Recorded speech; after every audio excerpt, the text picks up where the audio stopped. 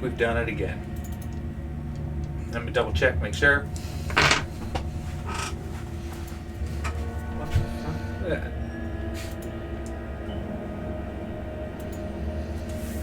I think we are alive. Excellent. Good job, boys and girls. Are we live? Real talk. Oh, yeah!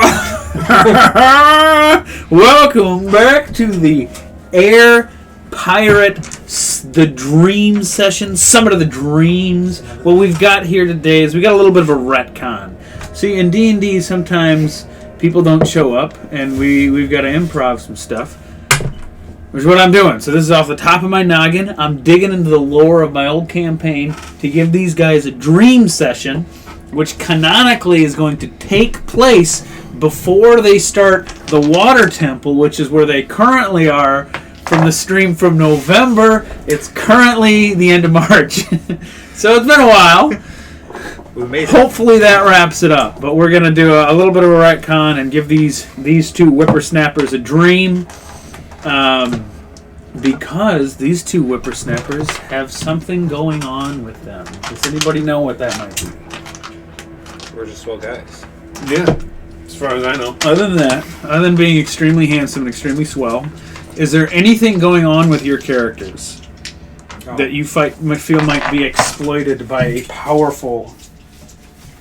Right, we got the... We have 7 to go as far as dragons we need to kill. Yeah, yep. Does anybody remember what dragon in particular maybe had done that? I mean, if you want to... It was a blue dragon that did it. Yes. And we have to... His name was Heradosi. That's right. That was the blue dragon cuck that I have literally written down. That is correct. And we were off traveling, walking through the desert stupidly, trying to find ourselves a way to get off the ground, the filthy, filthy ground. And yes, we ended up, I don't know, it was a tower or a pyramid. Maybe it was a pyramid. No, it was a big... after. It was some other building. It was like a large structure that we were attracted to, and then... That Heradosi, the blue dragon cuck, came out and cursed us. So now we have to kill a certain number of dragons. We got to kill the green dragons. Or copper, I think it was. Or copper dragons, yeah. Glad you had that written down. Yes, we have to kill a certain number of them. I believe 10, and now we're down to 7. Yes. That's correct. So, if you guys are ready, we'll begin with you two both stirring in your chambers on the ship. Did we name the ship ever? I don't think we did, actually, which is a little bit of a shame. Seems like if it's a ship, it's got to have a name. I really should pull out Aquarius' sheet, because he had stats and everything. He might have had it named. Yeah, I don't remember the name of this boat that we were on. I have a good name I could steal from a book. That's the name it'll be? The Wind's Pleasure. Sounds about white. So you were aboard the Wind's Pleasure. Write that down. Just write that down. Stirring in your chambers one night you break into a cold sweat, clammy, and a pain starts in your hand and continues up from where the dragon cursed you in, and slowly it starts to build in your chest, almost like you got like a big burp stuck and you just can't get it out, but that pressure builds and builds and builds. Oh, God. That sounds terrible. And then you blow up. Make new characters. Damn! Until it seems to overwhelm you. Your head hurts. At this point, you don't know if you're lucid dreaming or awake. It's hard to tell, but you almost hear or kind of feel his voice reverberate through you as Hadosi answers. You mortals are needed. A time long ago. You know nothing of it, but through manipulation of magic, there's something I need you to do. Are you familiar with Polmont? What sort of knowledge roll is that? Knowledge history. Alright, I think I have a... I 2 ranks? Roll high, baby. I have a lot of that. Oh, Alright, shit. I got 2 ranks. I got 1 rank and then 1 ability modifier. Oh, yeah, my stats were garbage. Unnatural 20. Let's see if I roll better. 13. Perfect. So that name rings a bell to you.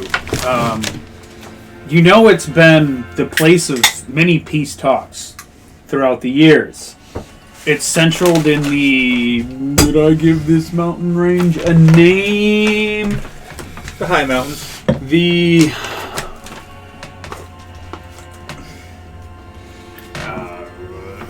Dwarven Hold. Dwarven Hold? I don't know. Altarooks? Dwarven Crest. Altarooks? Recult. Recult? Giant? Yeah, I'm going to say the Recult Mountains. Recult Mountains. Alright. Alright, man, you're the lore master. Thank God. So a combination of rook, like an outcropping, and altitude. Recult. Mountains. It is on your maps if you wanted to see it. However, you don't remember any peace talks happening for quite some time, at least the last few hundred years. Polmont went from being somewhat of a neutral site between all the regions to a recluse. They've built their walls high, fortified it with steel, and pulled the majority of the city, which used to span all the way up into, I'll say with that history roll, you know roughly where it's at. I'll point it out on the map for you boys here. Ooh. If this can be seen, I'm not sure. If not, whatever. I'll move it where it is. There's a hat. Move the hat a little bit. Get that chair out. There you go. Hang it up better. Right here. You know that it yeah. used to reach to the banks of Lake Cartavascal, but since which most of the area around the lakes, which, by the way, that's where you guys are at, that's true. has been much of the Ford town has been abandoned, and everyone's pulled back high into the Recult Mountains and fortified the city beyond belief. And it's, for the most part, kept out of the current tensions and conflict. Although I wouldn't say it's all-out war quite yet between the nations. As you can tell, they are very much not friendly. And that's all you know.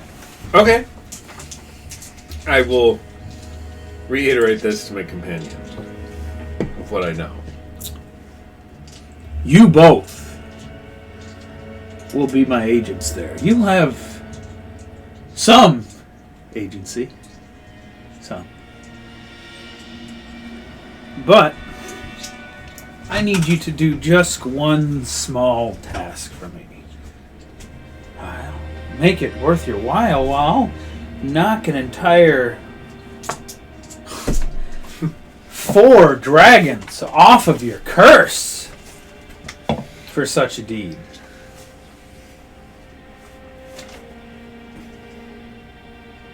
With power like this, how could we refuse? 4 dragons.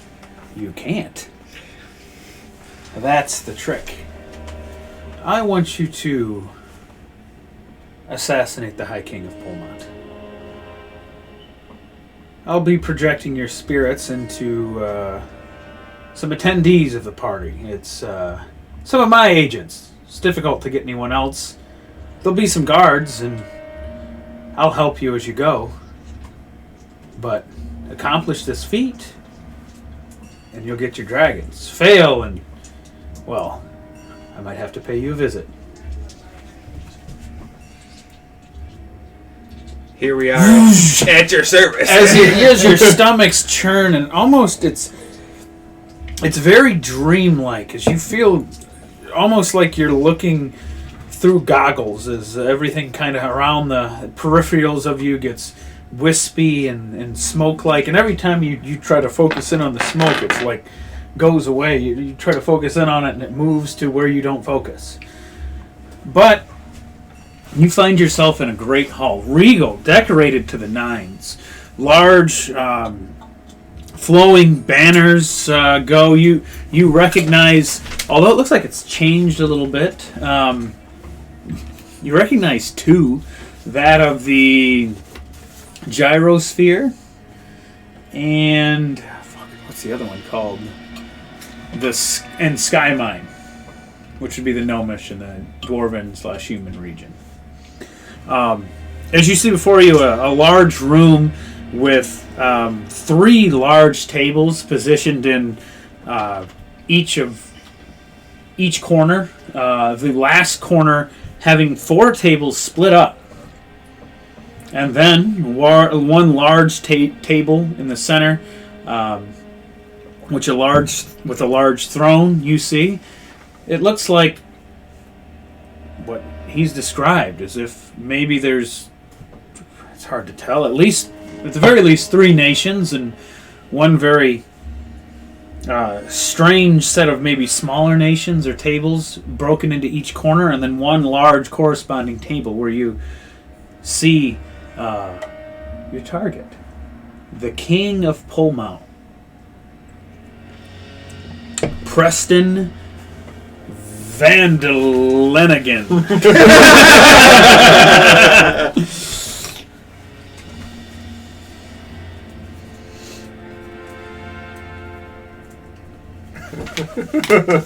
The first. His favorite thing to saying is, you heard of VIP? Well, I'm PVI.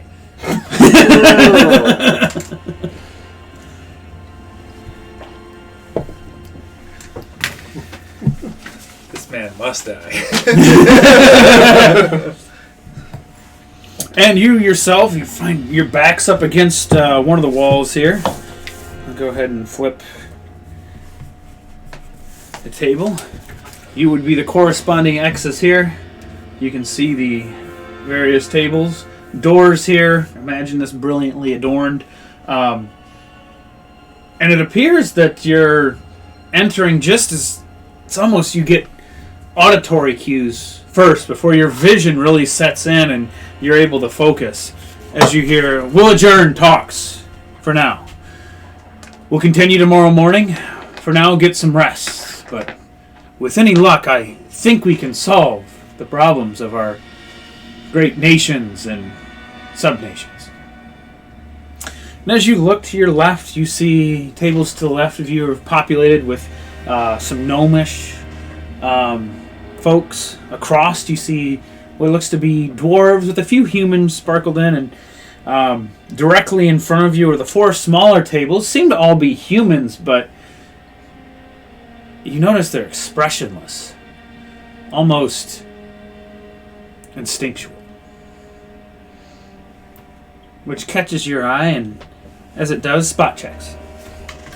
Shit. You got a good spot, right?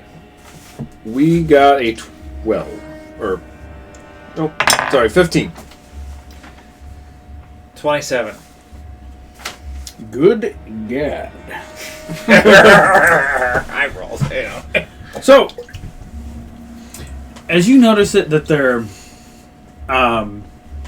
you notice 2 things. The first that catches you is their eyes seem to not be humanoid. They don't have human eyes. Everything besides their eyes looks completely human.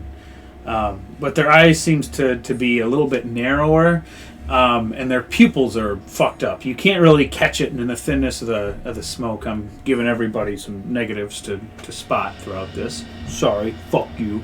That's okay. But you notice their eyes are real fucked up. And then what catches your eye next is the far table.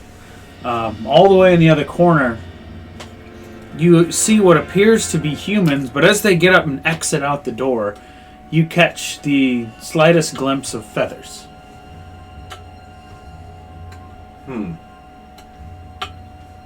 Audibly, I say, "Feathers? Why feathers?"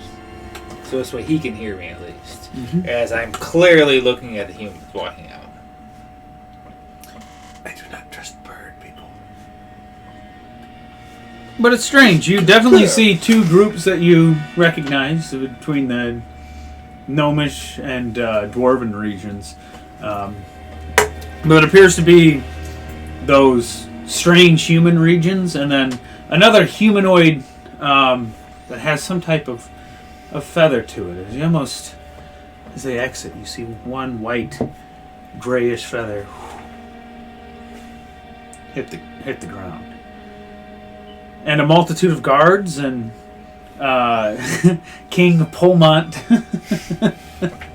Oh shoot! His last name's supposed to be Polmont. Never mind. It's King Polmont now. It's too late now. Yeah. Van Victic, whatever I said. That's his middle name. It was Preston. Vandaligan.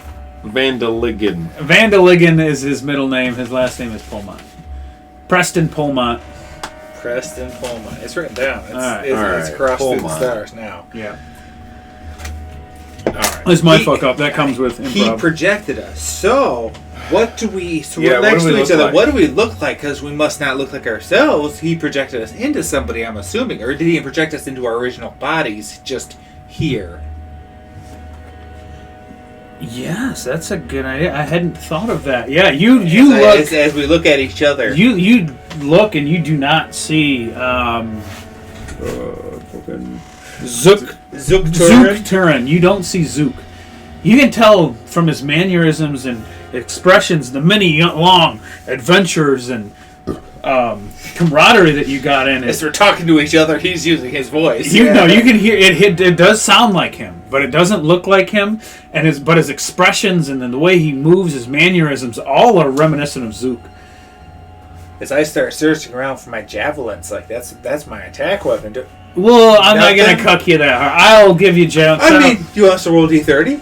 yeah, you Maybe some good cuckins are nice. roll a D30. I would just feel bad if I'm like, Ooh, oh yeah, where's you the guys black have D30? Do great you have it swords. over there? Does somebody have it? Do you want it, or do you want me to have it? You can have it if you want. You asked for it. You're the one all about. That's I want what you to I get need. cucked by your own I love idea. That's what I want. Cuck me, baby. But it's gonna feel really bad if that wizard rogue has a fucking bastard sword throughout this. No, he just won't use it. Dickens, from a distance. Here we go. He's like, let me get all this armor off. That's a 24. That's a 24. All right, I'll say that you have your base items, Okay. but you're not gonna have any potions. You're not gonna have any let's say, utility magic items like a bag of wind or bagpipes of construction, like those things. You got a bag of wind over there. Have you been holding on me? Something like that. But you'll have your magical weapons. You'll have magic armor. But other than that, you're not going to have really too much else on you. Like we needed anything else. That's true. No. I think it was a little bit thunder. A little bit light. Alright. So yeah, And slowly you're gaining more and more consciousness. Everything was foggy, and the smoke around your vision starts to settle a little bit. It's still there. Every time you go to look at it, it just seems like it moves. But you do notice... I'll go ahead and give it to you. You notice each other's pupils. Now that you can see them up close and you're starting to become fully conscious. It looks like a standard human eye, but instead of round pupils, they're slits. Like- Vertical slits that go Oh, up and I was down. hoping horizontal slits like goat eyes. Like no, the... you get fucked. You don't get that. No. Alright, that's too OP. Yeah. You've seen how OP goats are from Tears of That's true. Well then. Where's Pullman at?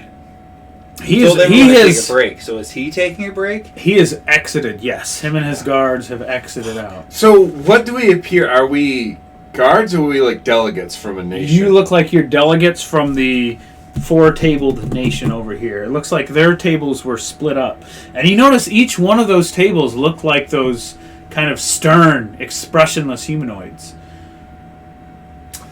So there's a remote for that fogger right there.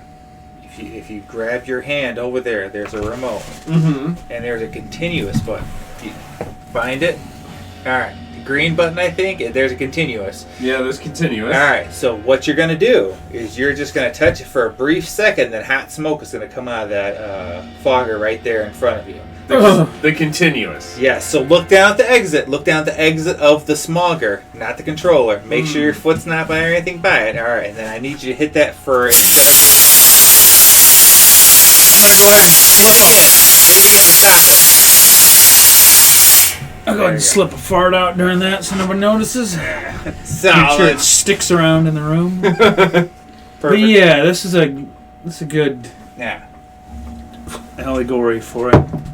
But yeah, you almost didn't have full control, and you're slowly starting now to feel your extremities and everything, and move maybe your hands and back, because it didn't feel like you moving or speaking a little while ago, and now you're becoming more and more in tune with this vessel that you've taken over, and then you start to notice it. Oh, it's almost like your entire left hand is cramping again.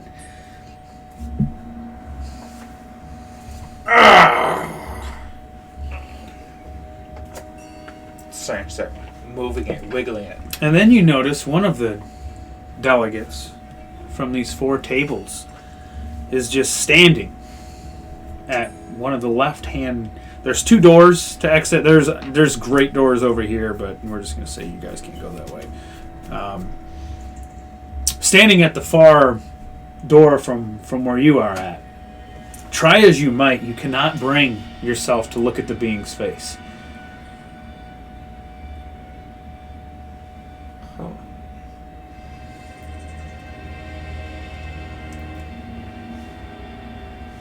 Are we meant to talk to somebody?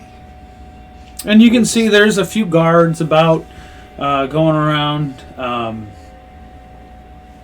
And there are 2 doors at the end of this long hall.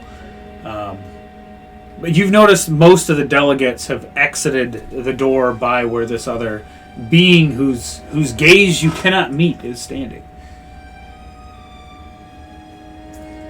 But that's not the exit that Pullmont took. No, he took the other exit.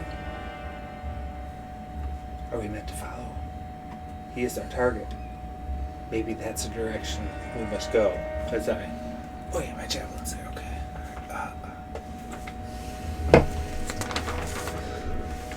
I'm not entirely certain. As I make sure to... Do you want to look at the map so you have a rough idea what's going on? Yeah. So you guys are here. Most of the delegates exit this door. This is where that figure is. Mm-hmm. Pullmont, I'll make that more of a P, exited this door.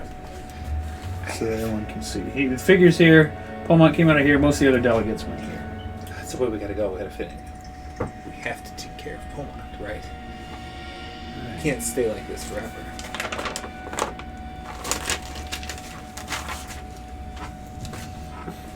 And are we right next to some guards? Or are they like... They're just kind of around. There's a couple in this room. It was chocked full. A lot of the guards have exited too. Probably there was 20 or so guards. Right now there's 3. Two at the far large gated doors, and then there's one kind of next to the throne where Pullmont was sitting. As I lean up close. Not necessarily certain that the guards would just let us obviously follow right now. And you are delegates. You're staying in you're staying in the castle. So there's places definitely that you're allowed to be. It's not like everywhere is restricted, but there's restricted areas as well. Does it appear like that door that Pullmont went down would be restricted, or would I not know that? Unclear. There are plenty of NPCs about to talk to. I'm not going to hand everything to you on a silver platter here. Right.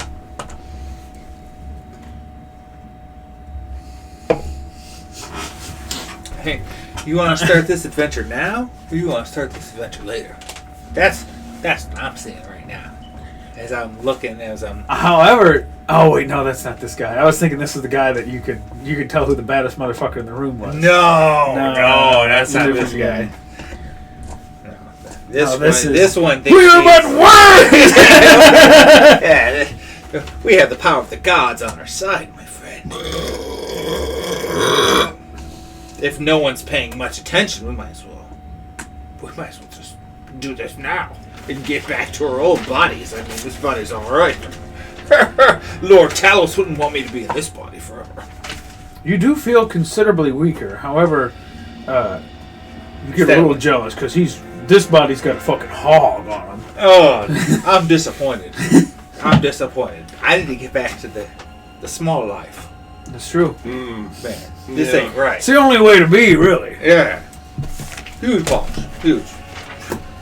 The correct term is pregnant watermelons. That is definitely true. So, I mean, we can't stay in this body for long. Yeah. Unless someone is... I'm going to take a quick look at... Unless someone is specifically paying attention to somebody going in that door. If there's, like, guards next to that door, I ain't going to fucks with it. But there is a guard in between the two doors. So they're on either sides of the room, and he's in the middle by the throne. I mean, if necessary, we can take an L. Get close to wherever everyone else is headed, and then you'd have to walk right by him. So it's literally like door, guard. So if you went... So I suppose so. You're right then, sir. Maybe we should just play the role for now until there's a better option. We have a recess now, however long this will take. Well, it's overnight, right? It's overnight. All right. That just gives us more time. That's correct. Yeah. Okay. What do you And do we have any memories of the people we're inhabiting? No. Oh. Okay. Great. Hope you got great skills. Knowledge, nobility, and royalty. Actually, no. This is... Otherwise, I'm going to ask the guard where our rooms are, because I forgot. Wait. Do we have nobility and royalty? I have ranks. I do. Go ahead and roll it. It's a weird thing that's going on. So. Cuck me. Oh, I rolled low. 11. A solid 19. The Polmont royalty family and castle has long been a site of neutrality and a summit of peace for all the great nations of the world. Man, we gotta fuck time up. God damn, we fucking shit up bad. Yeah, we're gonna have to play the part for now until we can go ahead and fuck up the peace and everything and kill somebody. That's okay. I mean, 4 dragons. How could we say no? God That's damn. a decent amount. That's over half our debt. Also, I don't think we have much choice. You're right. This is more a dive into the lore. I don't mind.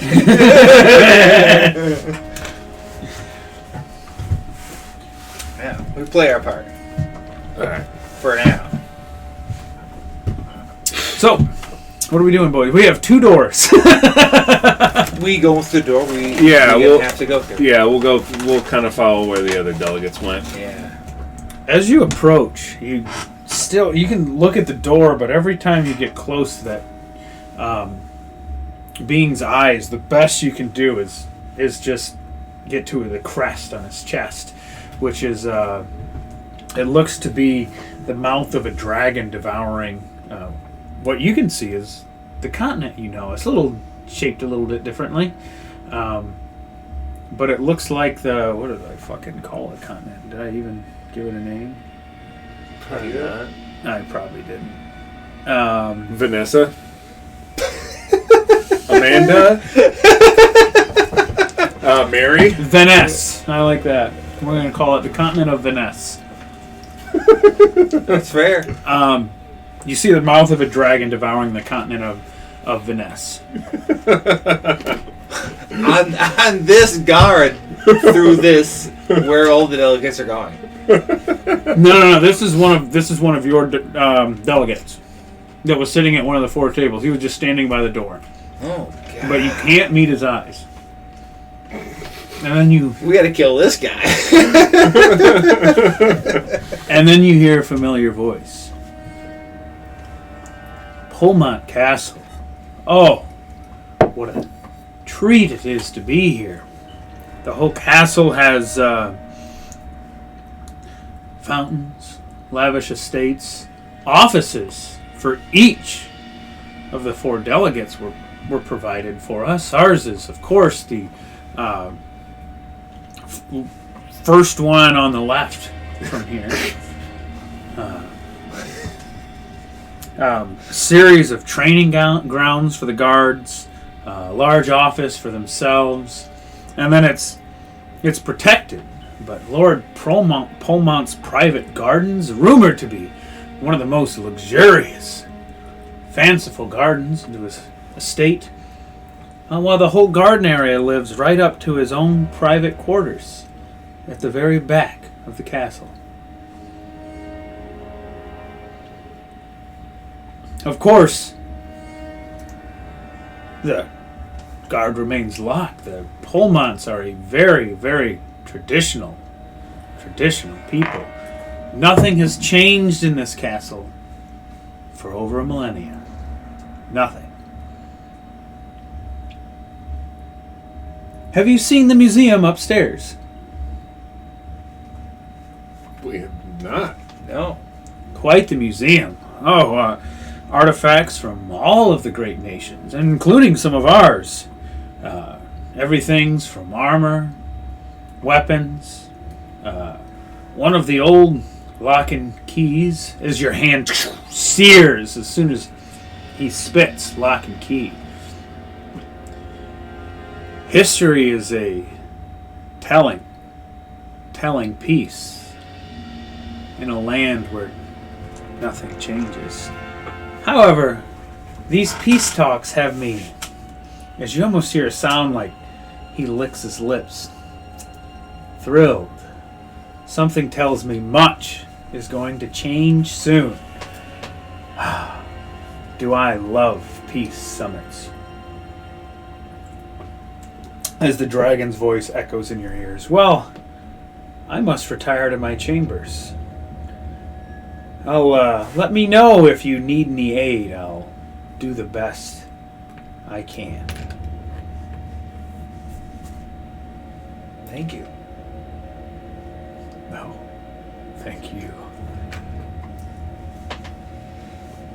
God damn. Well, we should go to our quarters and strategize. I think. Play the roles we were given. I think you're right. What other way to play? I will. I'll say too. You have until the dawn breaks the next morning. Then you know for sure. Either you complete your task and you're shifted out, but if you're unable to do it by the break of dawn, the spell or whatever you're being transposed onto these people breaks, and you will fail the task. Oh shit. So There don't seem to be much time to strategize. So you can go and start. I just don't want you guys to think this is going to be a week-long endeavor. Correct. Yeah. Yes. I just think we should wait till night. The sun's setting right now. Oh, gotcha. Okay. Yeah. Should we find these You're gardens? still trying to run for the event from the adventure. Oh no, friend. The adventure's here. Yes. It's right meow. Right. So to break down what he said, I was trying to be a little theatrical. But yeah, you're correct. We're going through the gardens. Where you look, we'll say this door is open. As you look, you can see a great room of fountains in front of you with various seating. Some of the delegates are just sitting around talking. Most have kept to their own eras, you can see. Although you see no humanoids with feathers about. You do see the dwarves, the humans, and then the strange humans that all have the same crest as you, which is a large mouth of a dragon devouring the continent of Venice.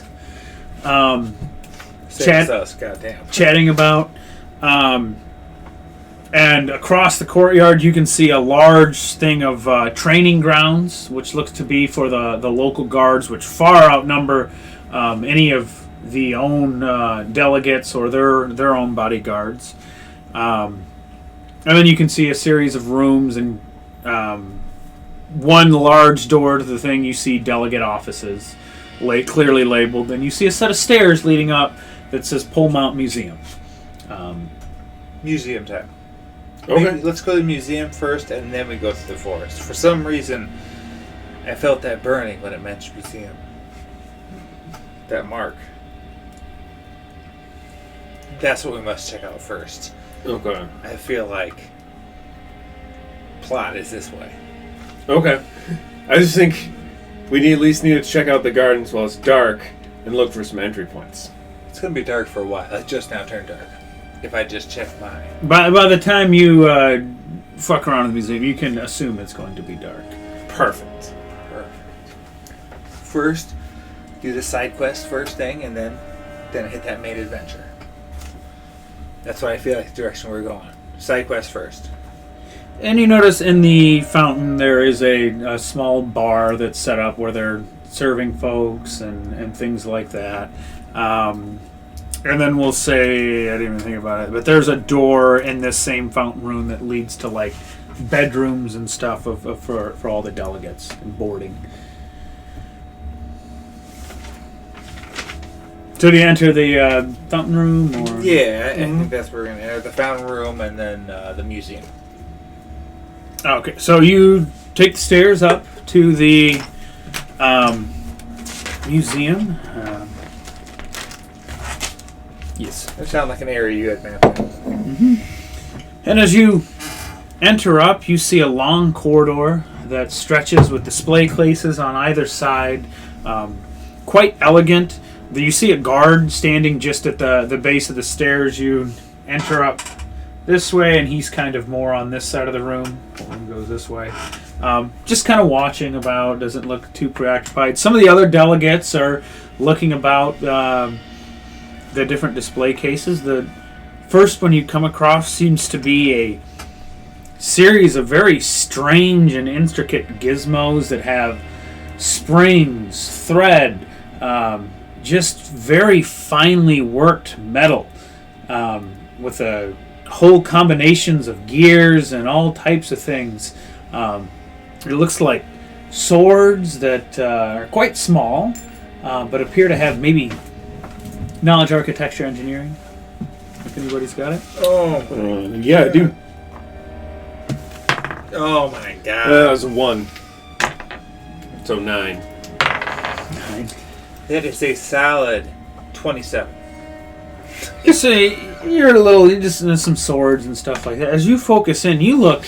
Oh, this has got a variety of different things. Oh, gnomish design. It looks like there's a series of triggers that can cause the main blade to shoot out, having the size of the sword, but still leaving the user with a short sword. It looks like the hilt can fling a small blade out of it, and then has another button to drop out. Oh, that's probably a gnomish quick razor that's stuck into the hilt. Just each time you same thing with hand axes. It just looks like every single piece has some type of intricate trick woven into the metal. It maybe isn't the most sturdy weapon in the world. Nothing like the dwarven weapons you've seen that can fall from airships in between mountains and be dusted off and be just as good as the day they were made. But what trickery and subterfuge in these gnomon weapons and armors. Oh God. I try to explain some of it in a piss poor way. You continue on and you reach the aforementioned dwarven weapons, which it looks like the display cases, instead of being made out of wood, are made out of metal themselves to support the weight of these. The blade looks razor sharp on every one of them in this dark kind of charcoal steel. Yet the blade shines almost perfectly. It's so polished. You know it's still made out of the same material, but it just seems brighter than the rest of the weapon. But each of those looks, again, like some of the sturdiest weaponry that that can be seen, and looks even more ancient than the gnomish weaponry that you've seen.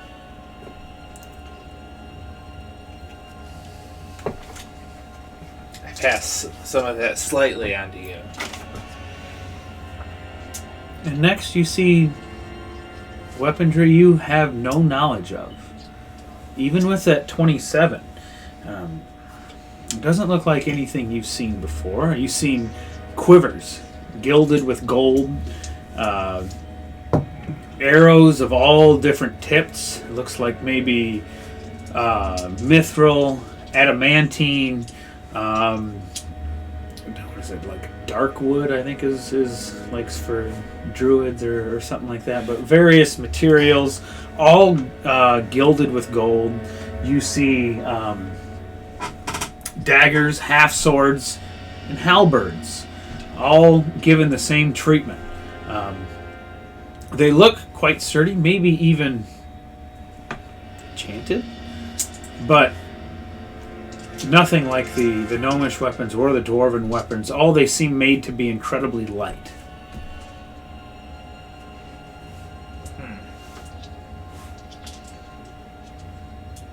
Is that it? Mostly. I mean, I can keep throwing stuff up. It depends on how much you're focusing in on each of these. With that 27, that's all I want. So you don't know too much, but they look well crafted. They look incredibly light but sturdy, gilded ornately. You almost question whether they were made for battle until you look at the honed edge, and they look perfectly weighted too, but they're so ornate and beautiful that it almost seems like more for decoration than it does for anything else.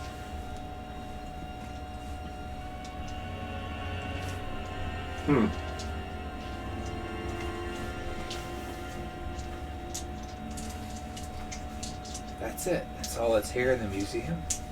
And you that's one more. In the gold weaving, you see feathered wings woven into each. I mean, this is just the next one. Yeah. But mostly looks like there's a lot of different bows. There's a lot of kind of like short swords and halberds. Is there a decent amount of people up here? I would say there's roughly... No, that's... can't do that. There's 9 other delegates. And as you've reached this, you've noticed the room does now bend around. It's a large L-shaped room. And right at the corner, there is now another guard. So this is the second one you've come across up here. And it looks like the delegates are fine to be up here. They mostly just, want to make sure nothing's stolen. Nothing here I won't. I already have the glory of Talos on my side. Nothing but worms. Yeah. I think we got to continue on. I mean, I'm glad we went up here, had a look at a few different things. I told you what I know. You didn't see anything else special, did you? I did not. Yeah. Well. And then you come to the last section, which actually is the smallest of the displays. You just see some of the armor you're wearing. Mostly chainmail. Okay. You do see a few short swords, but it doesn't look like it's very well made at all. It looks mostly decorative with that 27. However, as you look just a little bit on, you see behind a display case, as it catches your eye, canistered dragonfire.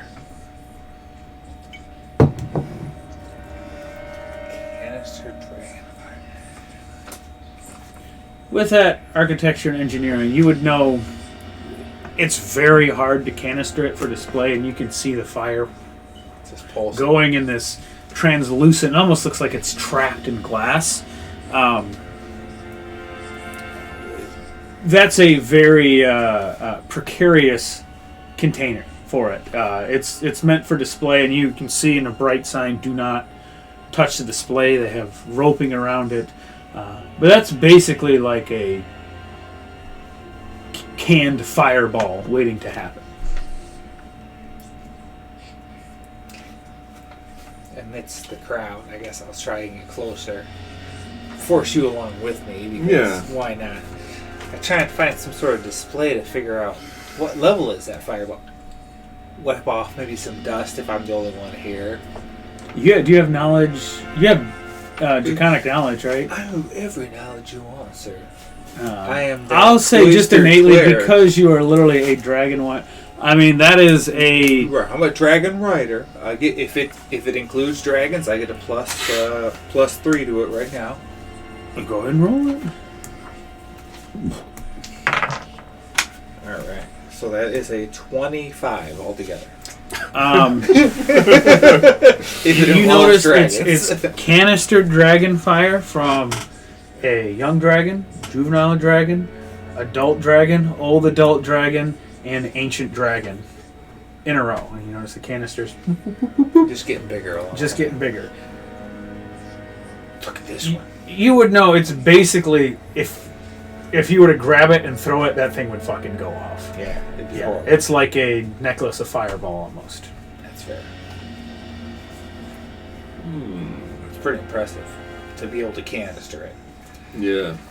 As I let these thoughts and how I could create this myself when I eventually get my poor dragon. Build that to life. After a couple more moose drills. And then you notice as you turn around, there's a large diorama in the middle with life-sized wax sculptures. You notice there's a gnome, and he's in the middle of shooting a rotating blade out of his shield. Kind of has his sword drawn like this. You then see a dwarf that's... it looks like... Already there's other blades that's been shot at his shield, and they've barely scratched the surface but are sticking out, readying his hand axe on the other side. You see another humanoid wearing the same armor you have. Looks like he's inhaling as if to shout or maybe unleash a breath weapon. And this looks like this is still partially under construction, as the last being... all they have done are the feet, which are coated in, we'll say, mithril armor. However, the only strange thing is they are floating off the ground. Does this diorama appear to be depicting a group of races united? It mostly just appears to be depicting their various fighting styles. Okay. What is the weather? That's very important to my character. Because if it is storing, I have different powers than what I have now. Alright, so I will go. The higher it is, the stormier it is. Okay, that's fair. That is a 17, so we'll say there's a light drizzle outside. That's fair. But as you go, now it looks to be more important artifacts from each nation. You see kind of some gnomish materials. You see like traditional gnomish keepsakes. You keep going. The same for dwarves. The same for your final. You don't really see any on the fourth and mysterious. But as you're looking, suddenly your hand burns. And for whatever reason, there's this unnatural smoky glow on the last display case, which has 2 guards on either side of it. And these are actually you see relics of Polmont. And you see that there's kind of a little bit of each. It looks like they have some dwarven steel put into their stuff.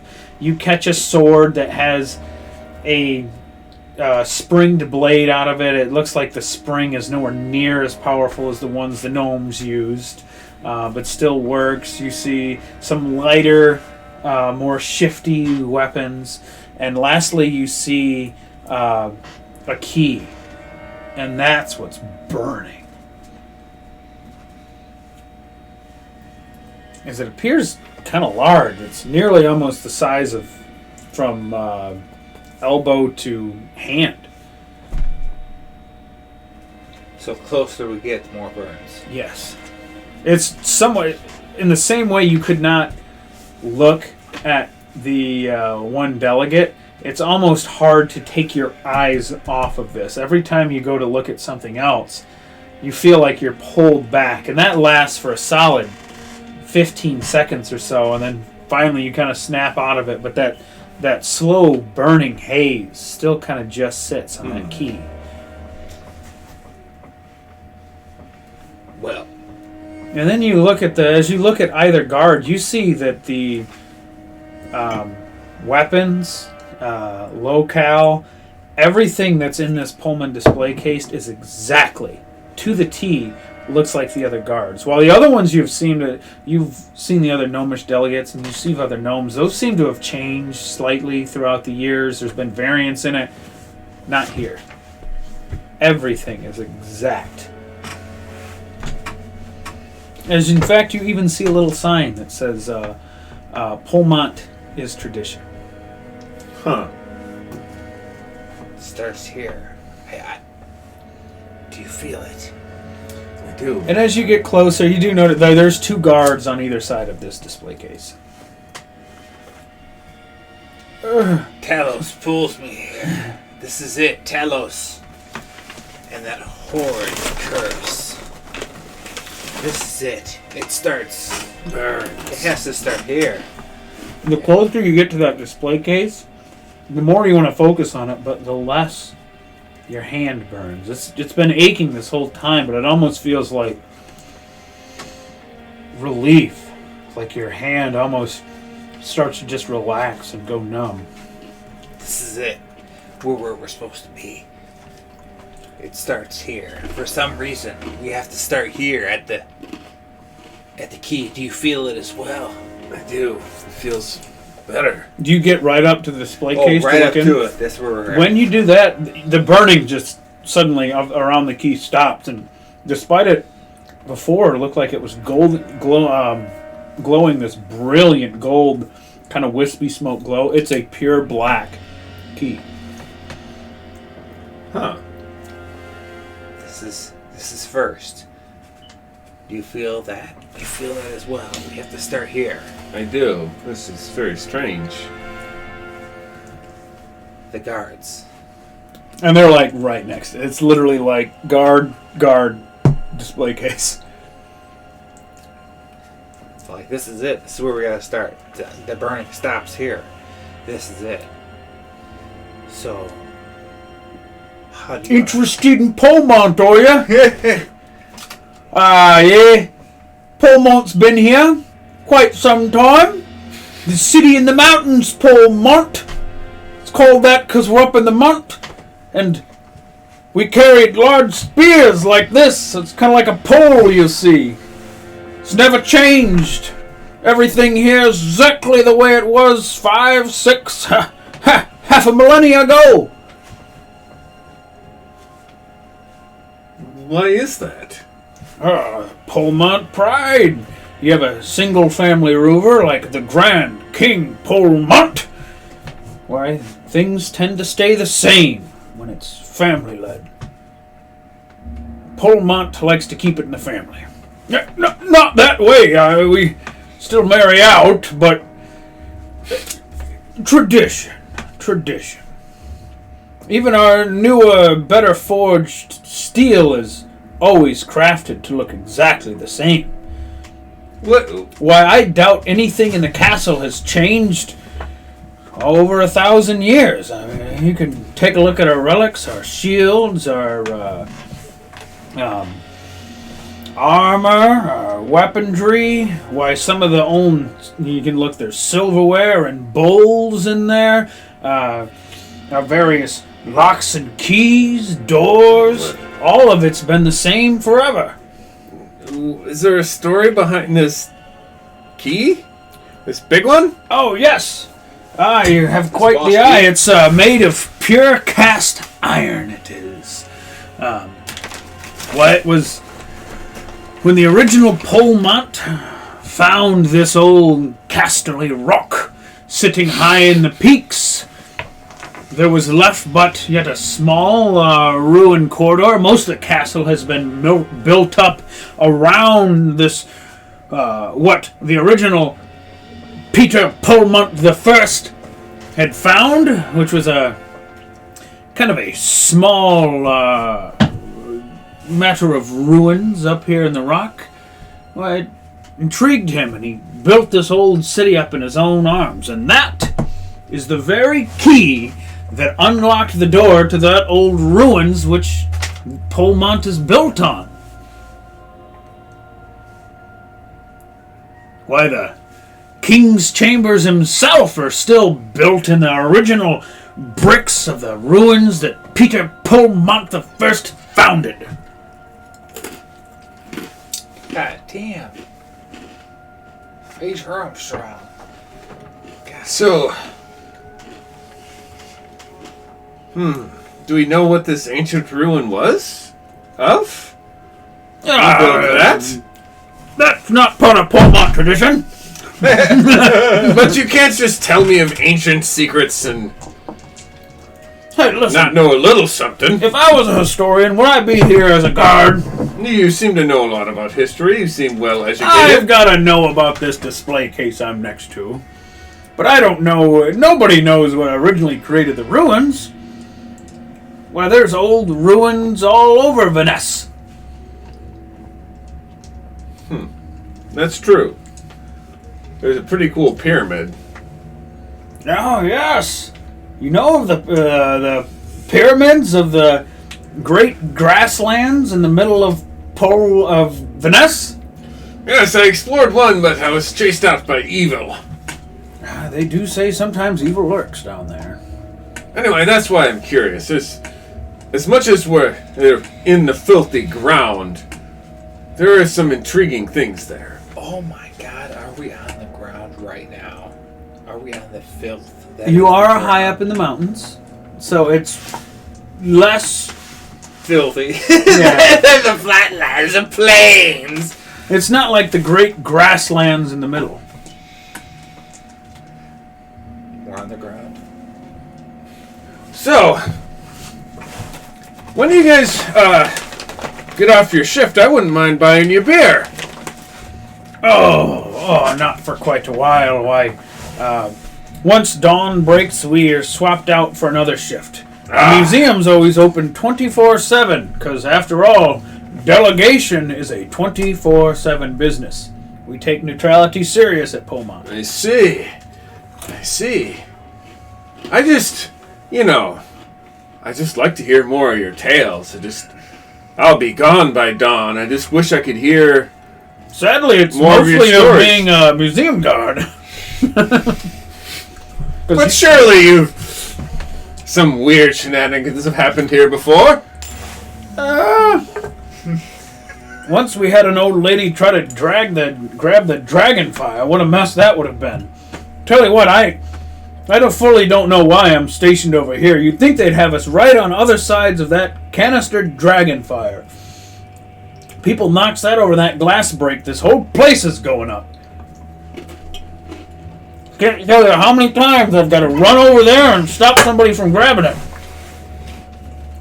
Dang, that sucks. That must be a stressful job.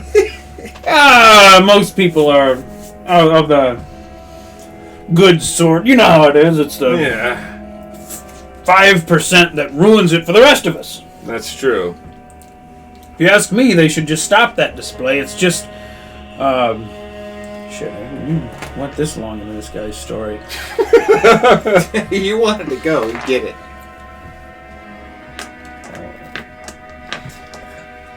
Brother. It's just not fair to the Telragans. Their main weapon is, of course, their own dragonfire. And we're displaying weaponry and the greatest artisans from all the great nations. So, the dragonfire must be included. I see. It was an impressive thing, though. Although it's never seemed like there's really any sort of agreement between the metallic and the chromatics. We split there. Of course, you know that. You're Talragans yourself. Anyway, it was good chatting with you. My friend and I will be off for now. Of course. If you're interested in more Polmont history, I'm glad to teach it. Just don't go asking about those ruins, because I don't know a shitting thing, and my knowledge nobody does. As the other guard speaks up, this guy's not bothering you, is he? He just does this voice to everybody that comes through. Quiet! I'm the guard of Polmont! I will walk away with him till some safe speaking distance. Sure. Out of earshot. Yeah. As you can hear them arguing, dude, that bit every day gets fucking old for me to listen to. What do you mean? The people love it!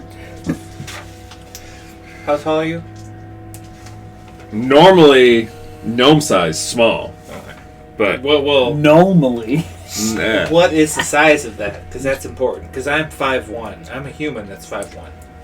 Yeah, normally I'm like 3 feet tall. Okay, alright. Good. So you're taller than me. Okay. Real small man complex. That's okay. So, we want that key. Yeah. We need it. We need it! As I feel the burn. Do I feel the burn? As we mentioned the key. When you focus on it, it's like a soothe. I need it! It feels like you just killed a dragon almost. It's the same feeling that soothes the entire body when you take down a gold. So if I'm interpreting this correctly, we need a key to get into his quarters. That is what I feel like we need this key. This key is, maybe it's not what we need, but it's what we want. We need to sustain this I don't know if this is what we need to do what's right, but I feel it. I feel like we have to get this key first. So maybe if I need to do the little distraction, if I need to say hi, if I need to summon a Hound Archon right now and pretend like I didn't do it, and I was like, what the fuck? Oh God! Let me know. So, one of us could knock over the fire and cause absolute fuckery, distract the guards, and then the other can get the key. Yeah. If I need to, you let me know what I need to do. So, I can cause a sleet storm right now. Whatever we need to do to just cause fuckery, I feel like even if I summon something, I feel like they'll know that I summoned something. So the question is, which one of us tries to knock over... Roll a spot check. Both of us? Mm-hmm. I rolled a natural 1 again. Jesus. 26. You say it now. You've noticed it's gotten steadily darker in this room, which didn't make too much sense. And then you look up as the walls are, 20, 30 feet high. You suddenly notice the incredible stained glass, what do you call that? Mosaic? Sure. I don't know what it is. Stained glass that goes across the entire museum. And it looks like it's literally, parts of it is just a large map of Venice. Some of it's just the various warriors, especially if Polmont is heavily featured. But the ceiling is all glass.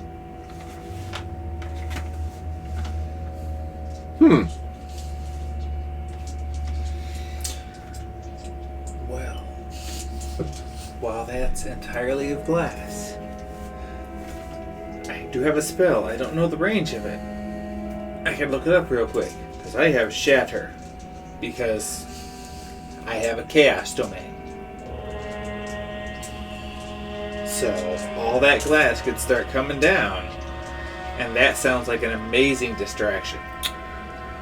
So, I'll ready Because you sound like you the sneaky boy. So I can ready a greater invisibility, and then as soon as you shatter, I can cast that while people are distracted. I can try to get the key. How far away is it? This is very important because my range is close.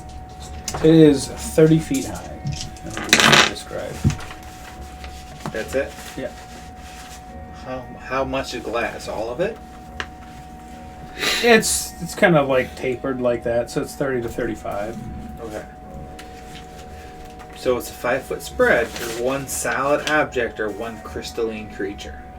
So if it's solid object, if it's all solid crystalline glass, there's panes and stuff that runs through it. But I mean, a huge swath of glass is, if it's 5 foot by 5 foot, think about a pane of glass that big going. If it's one solid thing, I have it there. And so I have plus 2 levels for level 8, so plus 4. 4 times 5, 20. I have 45 feet that I have my range. Yeah, you can do it. I mean, what are you trying to do? You tell me. You roll a caster level check, and depending on how well you cast it, you can do very specific panes. You could try to make it as big as possible, because there is stuff that's running through it. It's technically not all the way solid, but it is glass, and the spell Shatter is designed for crystalline stuff. So I don't want to cuck you and just say, oh, one tiny piece comes out. Yeah. So I'll give you a caster level check for whatever you want to do, but you tell me. Let me roll the caster level, so that's my level. No, you tell me what you're doing first before Okay, you roll okay, the that's caster fair. level. So I want to try and make it as big as possible. I think that's the That's best what I thing. thought. You said Are you doing it over anything in particular? Or just the entire thing? I mean the whole thing if I can, but if I can't do the whole thing, then I want to go ahead and do it the furthest point away from getting this key. I'm going to tell you before I do this, of course. I have an idea. Do you think you can get it? So just seeing the case, does it look like something I would be able to break the glass with my weapon? Like, would I be able, or does it look like super reinforced? You could probably break it with your, especially if you have a magic weapon. Okay. You could do it, or there is like a lock on it that you could do. It could just be, if you know he's dropping huge panes of glass on stuff, you're going to infer that whatever that glass falls on, if it's big enough, it will break these display cases. Okay. Can you get to it as I break this? Everything above you. I feel the power. Yes. Oh yes, the power of Talos. The power of Talos empowers. How far away are we at this point? You can be wherever you want to be before. I'm assuming we're yeah, I mean, you could send him over here, and you could be directly right next to this. We're still in the planning stage before I do anything. Here's what I think. I will go and pretend I'm still looking at the key and ask the guard about history, and then I'll mentally prepare to cast an invisibility spell, and then as soon as the guards go, I'll cast an invisibility spell after you shatter the glass, and then I'll try to get into the case, grab the key, and then I'll run out the way we came. Okay. I'll cause a big distraction. They'll never suspect me. Everything will be perfect. This is good. This is a great idea. You'll have the key. They'll blame it on something else. Perfect. Let me know when you're ready. I got this. So I will go back to the guards, and I'm as soon as he's excited to hear about the history of Pullman. Good God! You hear the other guard? Yeah, I'm sorry for distracting you about that other stuff. No! I'm just a curious gnome. Yeah, all gnomes are curious. They find out more, and that's why they make such wacky swords. Those wacky swords, but I thought I was a decent scholar in gnomish things, but I didn't recognize some of those weapons. Why not? That's the most current weaponry there is. Really? You act as if you're looking at long lost relics. I must not get out much, and then I pretend to cough really bad for a second. There's a guard. You all right? Sorry, COVID. As I back away a second, and of course do the dab. The signal. Oh, that's it. That's the one. The power of Telos flows through me. Shatter. And my goal is I'm going to go ahead and try to make the whole thing go, if not the furthest point away from the key. So this way it draws attention elsewhere. Okay. Arcana check? Or you said Caster level. Caster level, Yeah, okay. yeah. So we're only level 8. So that's all I get. Plus 8. I rolled a 19. That is a 27. So you cast it, and you notice that what is actually hit first is the the clan of Talagan, which has a giant red dragon as it's depicted in the stained glass, and as it shatters, it seems to happen from the dragon's mouth as it goes out. It looks like the dragon's mouth slowly comes towards you as it goes, and the rest of it, you see part of it is knocking, busting display cases. It's absolute pandemonium. The diorama is all but destroyed. Only the dwarf stands as everything else is knocked completely down. The smallest canister of dragon fire erupts as you see, and fire shoots out across, damaging the display case on the other side. One of the guards goes, "Good God!" And he goes, "Pull me out!" Both guards charge towards it. You see, of the 9 other delegates that were in here, 4 of them are cut and heavily injured by the glass. Directly above you seems to have shattered into the smallest amount of pieces, so you only get a light drizzle, while other full panes are smashing and gashing into the bottom. And the guards take off, shields overhead, going to assist the other ones. As you see, one of the guard other from the corner looks to be hearing, and you hear shouting from down further in the room where the other guard by the stairs was positioned. Are there any eyes of where I'm at? Everybody is looking the opposite direction from you. Alright, if no one is actually... Is the display case in front of me broken, or do I need to break it? Roll a d30. Actually, no, it is. I rolled the d30 for how hard it's going to be, and I rolled a fucking 29. A piece of glass shattered it. Okay. I will cast my greater invisibility anyway, because I got to run through there. And then I will... Level per turn, right? Yeah, turn per level. So 8 rounds of it. I could probably... 48 seconds? Yeah, that's a good... So I'll cast that, and then I will snatch that key up and throw it in my pocket. Or under my shirt or something. Okay, it is a iron key, and it's a foot long. Yeah, it's about that long. So it's heavy. Yeah, I want to try to put it underneath my sleeve or something, just so it's part of my invisibility. Okay, so casting invisibility. You know what I'm saying? And then once I have the key, I will sprint out the way I came. Ooh. So glass is still shattering down from above as you do it. Go ahead and roll a... Reflex. Luck. Dexterity. Oh. As there is now broken glass on the floor. Okay. To be trotted upon. 19. Alright, so you do pretty good. Because glass is still kind of falling down and making noise too. You don't have to be perfect, but if you're stepping and breaking larger planes of glass, you're going to be noticed. As you definitely... and make it to the end of the stairs, as you see the last and final guard jogging towards this whole area, which has just been deglassed. As you look up, you see now the night sky above you is glorious stars, and the moon shines above. Feels good for you. And the light drizzle that we had before begins to pour in. onto the glass. Ooh, we're getting there. But you have the key in hand. Okay. I have no idea. I've made the distraction needed. I'm hoping you got it.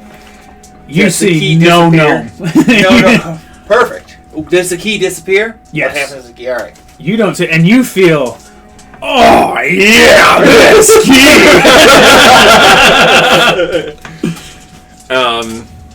Yeah.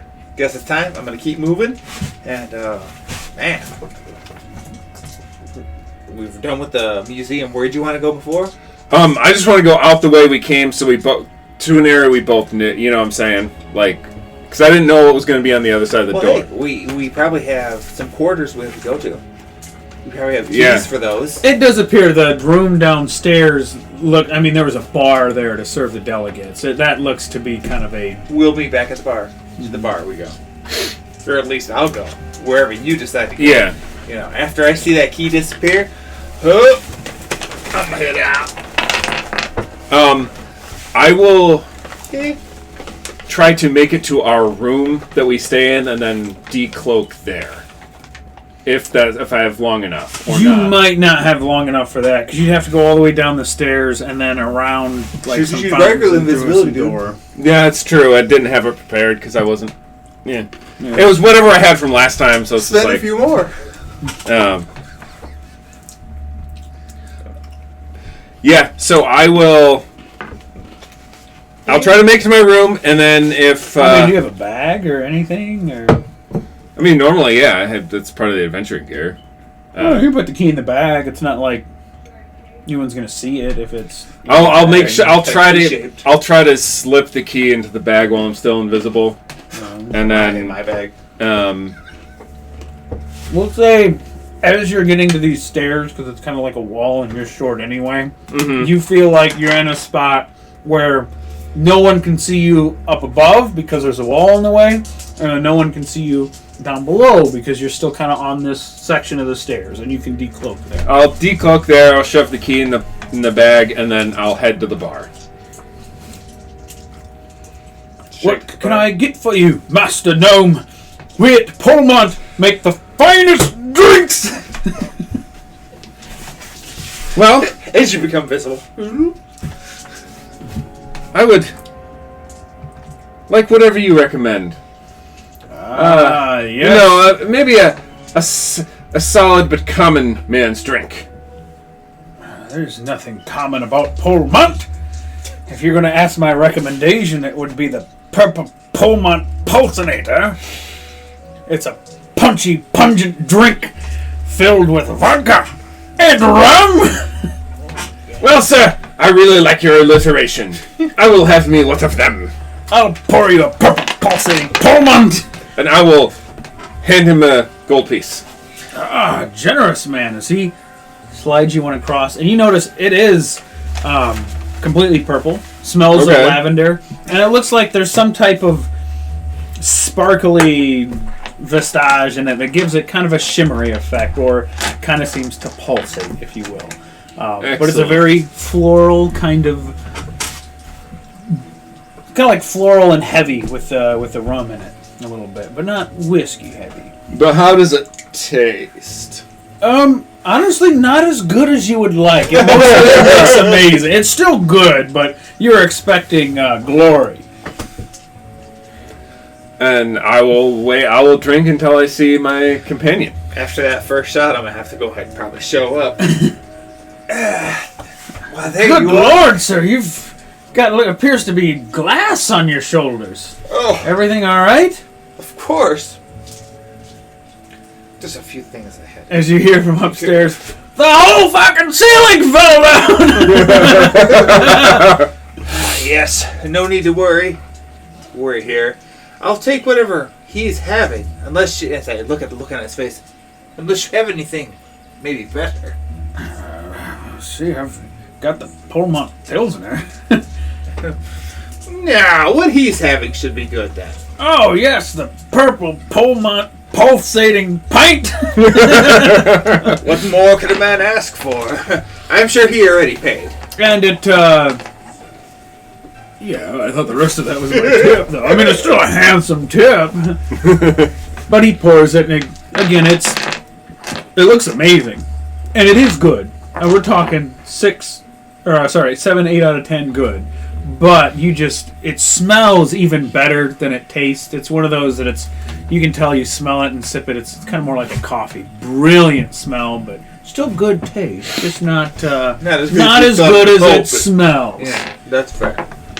Damn, my good nose for smelling how amazing this could be. Yeah, that's right. It's the only downside of it. I wish my nose was much more. Yes, like yours.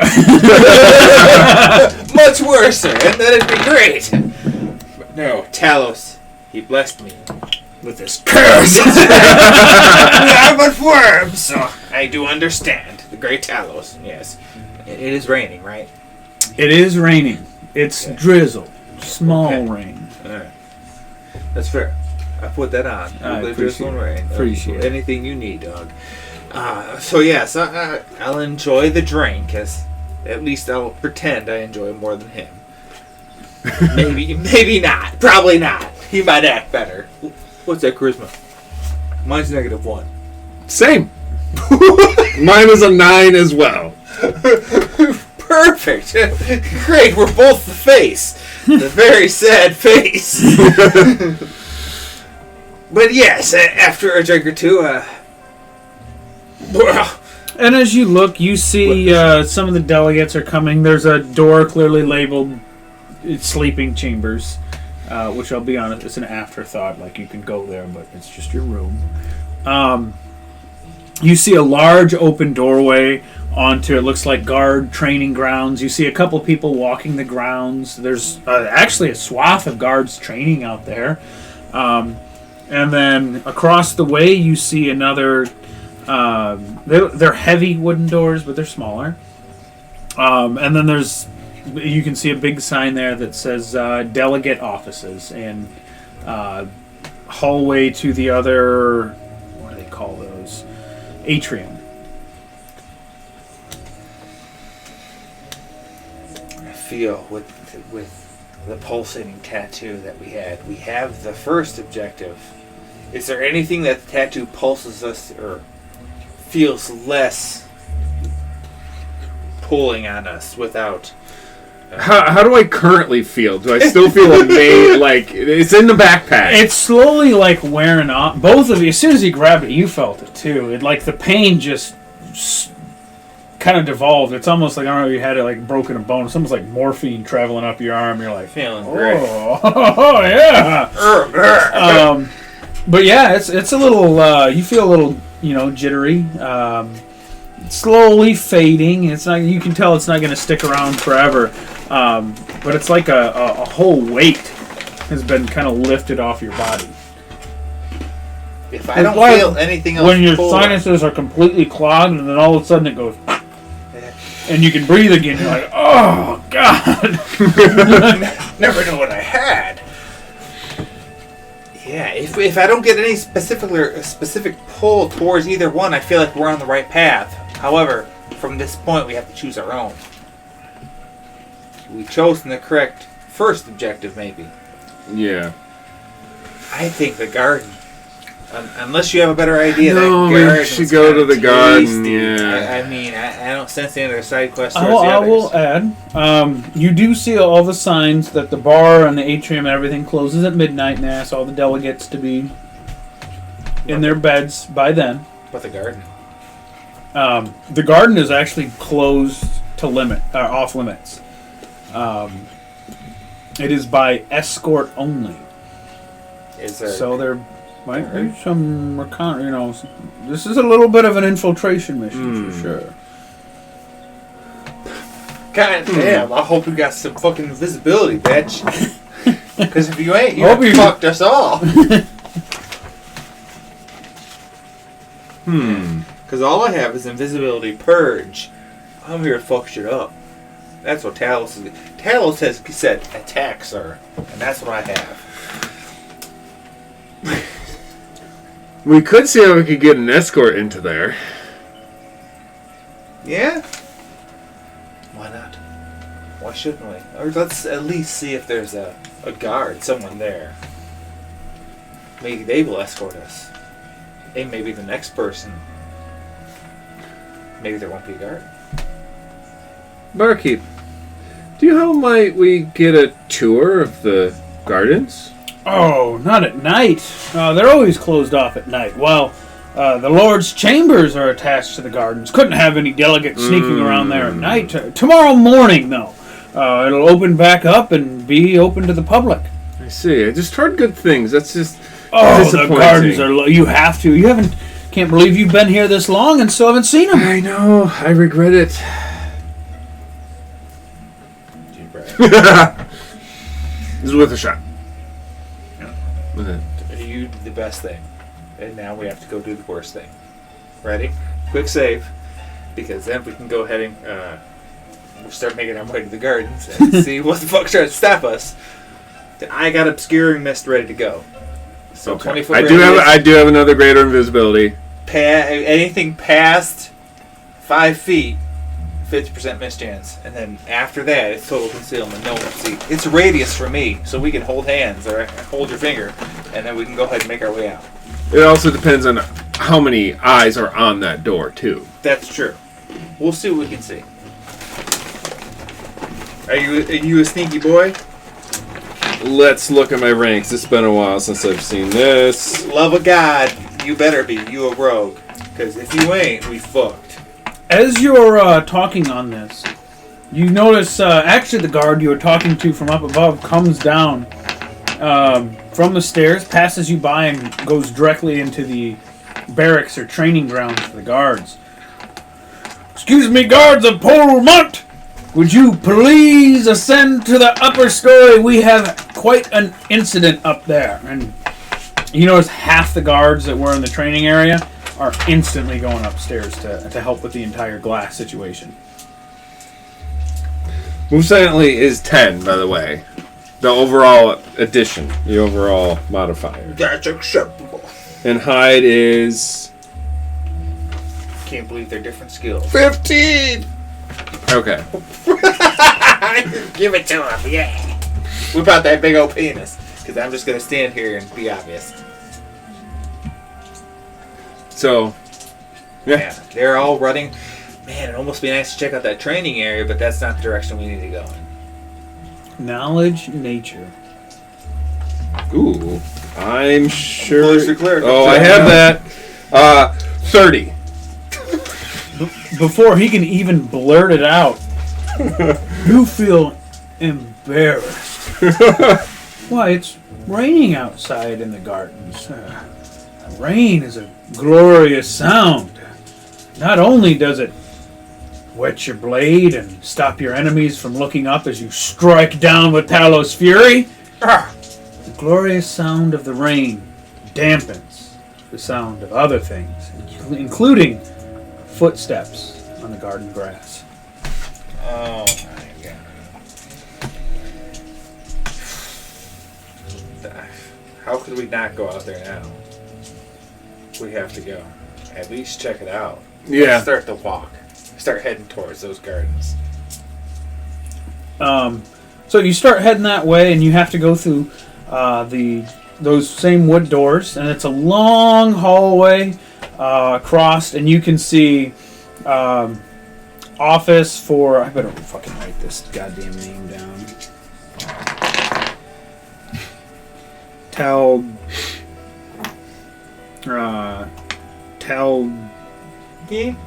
Was it Dragon? Talgren? Yeah, I think it was something like that. Yeah. Office for Talgren. You see an office marked for the Sky Mine. And then an office marked for the Gyrosphere. And then an office marked for the Sanctity.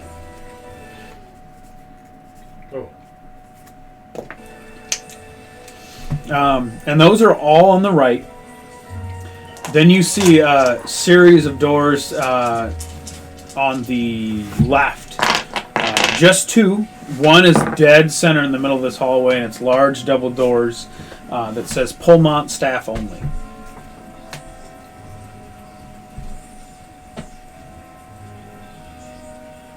Who is in this hallway currently? Nobody. But you have seen some other delegates going in and out. From your chatter that you've heard, you can...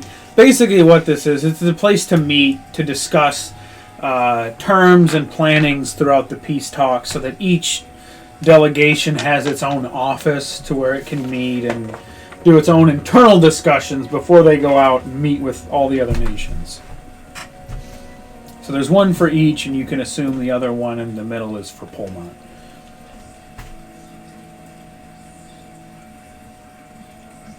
And then there's a door all the way at the end of the hallway where you can see the other atrium, which appears to be another room with a large fountain, another bar. There's other delegates going that way, kind of hanging out there as well. It just helps to divvy it up. With that knowledge, architecture, and engineering from earlier, and that knowledge and nobility from earlier, it's probably a good idea to have 2 atriums during peace talks, because some sides don't get along too well, so you might need 2 different places to congregate. Spinster instinct. The real question is, where are we going to find Polmont? That's our mission. That's right. House's glory demands it. And you can see a sign that says Delegate Atrium / Polmont Gardens. Closed at night or whatever. Anybody guarding it? Yeah, that's just a sign pointing towards that. It's not the actual entrance to the gardens. Well, might as well head that way. As you get there, you see 2 guards on either side of the garden door.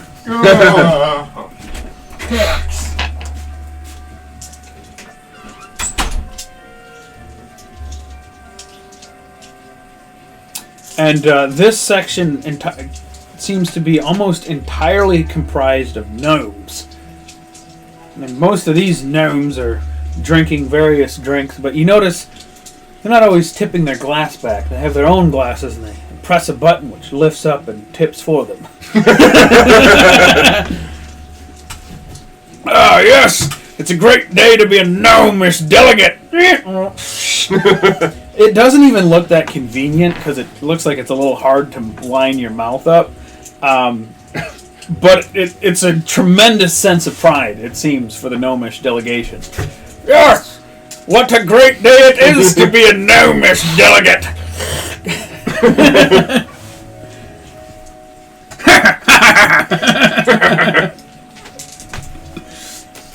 As you see off in the corner, there's some dwarves that look to be quite upset. Not pissed, but just a little annoyed. Oh, I see. What are you drinking? Oh, I've got the purple punch, the sparkly one in my cup. Oh, I've got the Polmont Pilsner. You're slightly more fancier than me, but we're both way more fancy than any of the other delegates here. Imagine having to tip your own cup. As he crushes it and spills a little bit on his face as he didn't line his cup up completely. Uh-oh. Here we go. Oh, yeah. I gotta go in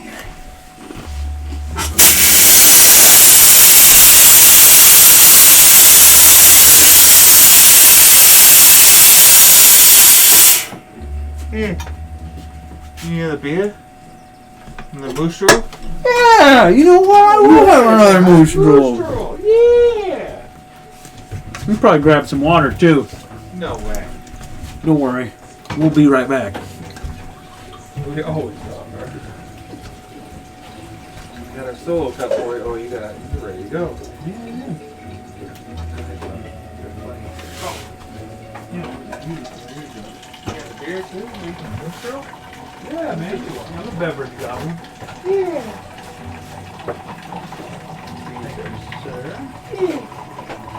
You on these backwood bastards? Oh, I'm good for those. I love moose roll, man. I'm crushing these. She even got this for Levi. Little Levi. Little baby boy. That little Levy. Me baby. Wish I could be fancy like a gnome. I've got to tip my own cap.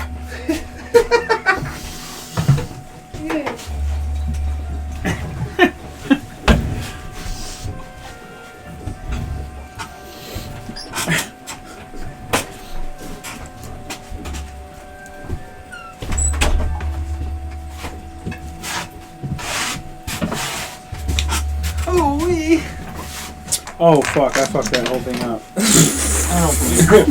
I don't think you would. I forgot to mention that there's a another door up in the museum at the very end. That's the last door we go through. It's all right. Oh mother! This is what I get for not having one of those fancy gnomish cups. You get the drink, sir? Are you all right? I'm doing all right. Oh. So I'll pull. I know I'm not driving, so I'm like, fuck it, dude. I'll pound some moose. I'll pull him aside. Well, first of all, and I will let you know too. I designed this to let you guys interact with everyone. This is, as far as I'm concerned, this is kind of an exploratory mission. So I've got some shit just around. Feel free to fucking engage with anything you're seeing or doing or whatever. how are the positioning of the atrium with bar with those guards with that having trouble? Here, it might be. I could. I don't want to get a cheating peek or anything like that. I just want to. Yeah. So actually, this is kind of perfect. So it's kind of hard to see. So this is the first atrium. Over here is the. Let me get the dats out of here. Dats are killing you, dog. Here's the first atrium you came in. There's the stairs up. This is the thing to the bunks.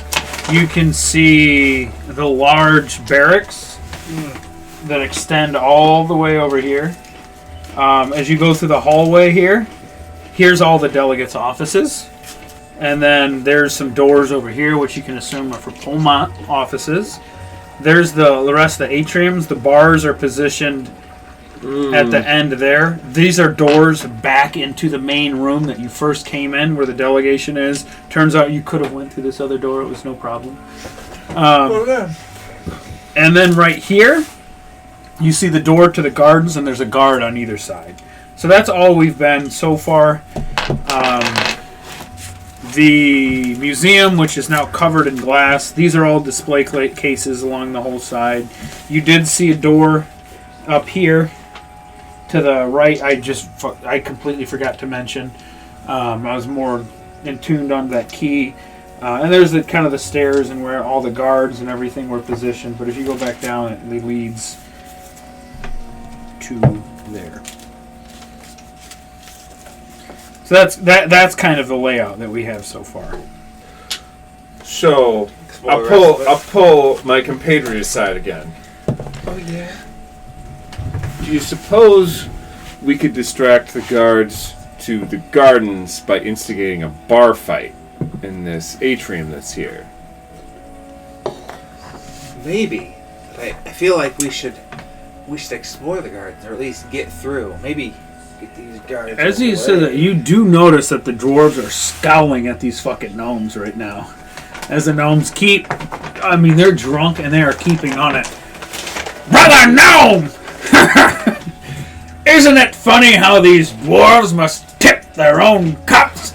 He presses a button and again beer spills down his gnomish beard. He's I don't know if you heard we're in the bathroom. They've got their own cups that have devices that pull up and then tip, so they don't have to tip their drinks.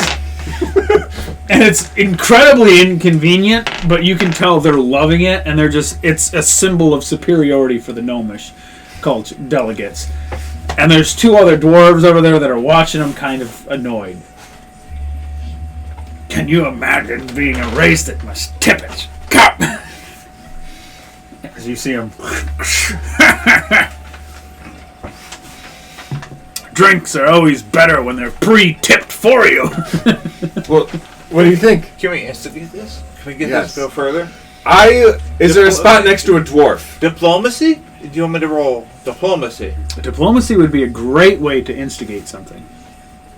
But yeah, I mean, there's benches all the way around this atrium. I mean, it's designed to be sat in and interacted with. But you could certainly walk up to the dwarves. You try and get something riled up. I'll sit next to a dwarf and order a beer. Yeah. I'm gonna go ahead and diplomacy, and if he's going to the dwarves to rile them up, I'm gonna go over to the gnomes and rile them up. Are you gnome? Wait a second. Aren't we in different races though? Oh yeah, you would just be. You both look human right now, so you're both. Okay.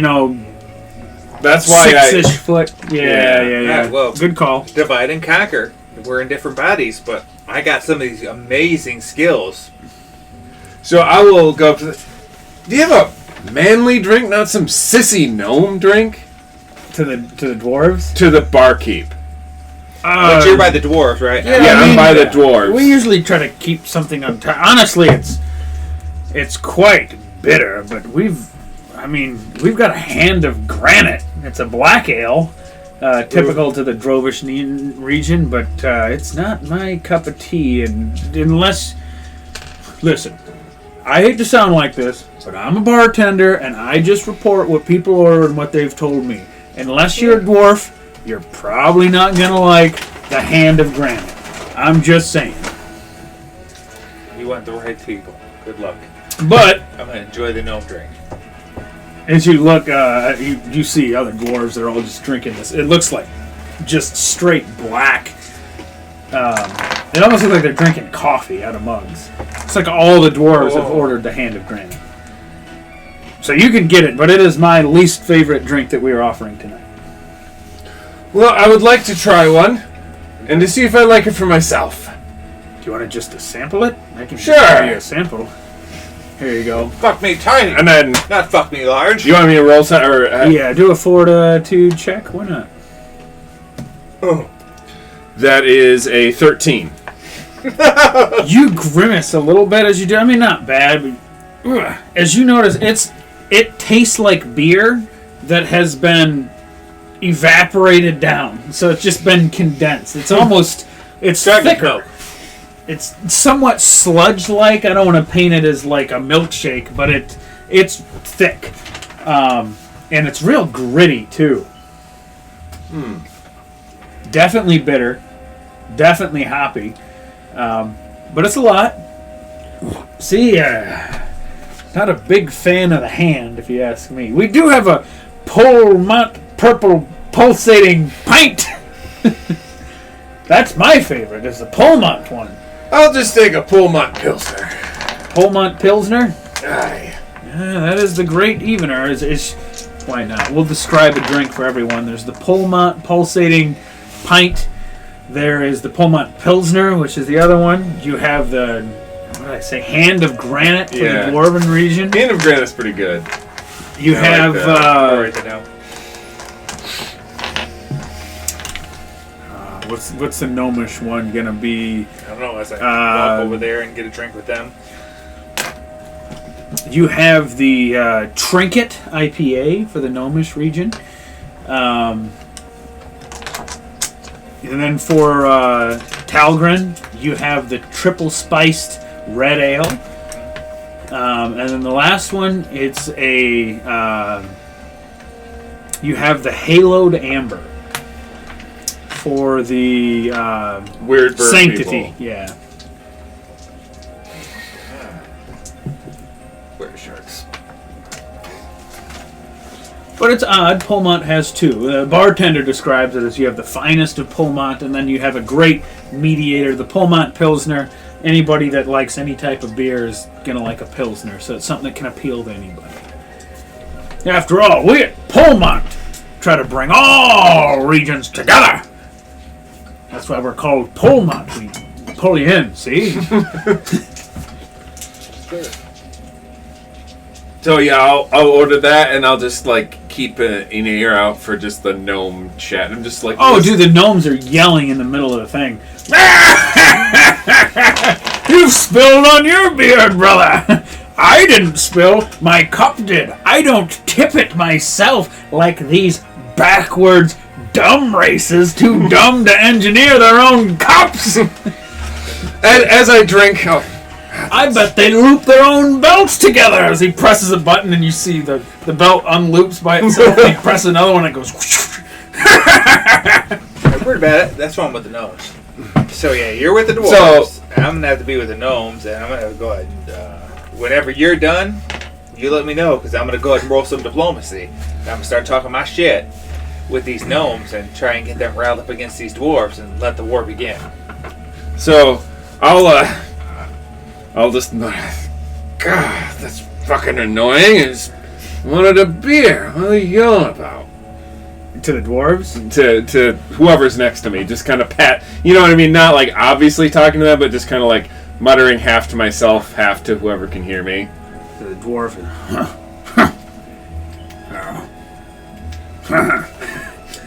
Doesn't say much.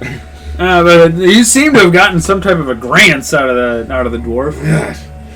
And I take a swig. God, I wish someone can shut them up. That's just typical gnome. Tell you what, that's the first thing you Talgrins have said all meeting that makes sense. Those fucking gnomes won't shut the fuck up. God, I don't even know how you've kept your sanity right now. Keep my sanity? I can barely keep down my hand of granite. The best drink here. Not some pussy Polmont puss bowl. And that, Is that what you're drinking? No, he's got the pills. The pilgrim. Okay. The equalizer. That's fair. Get a couple more of these in me. I might want to do something. You do something about it. You Talgrins think you can do anything. Us dwarves tell you what we don't always spring to action, but we'll always defend ourselves. Not like you hot-headed Talgrins, and certainly not like these annoying fucking gnomes. I mean, you're right though. Someone should shut them up and put them in their place. You know, we are in Polmont. Maybe this is the one thing that did bring a couple of races together. Is what hatred of those annoying ass gnomes is. Yes! I'm pissed drunk. I've got my piss pants hooked up. And you can see a little tube is shooting piss all over the floor. From underneath. Look, I'm in Pissmont. And then all the gnomes just start laughing as soon as they say, and they start chanting, Pissmont, Pissmont.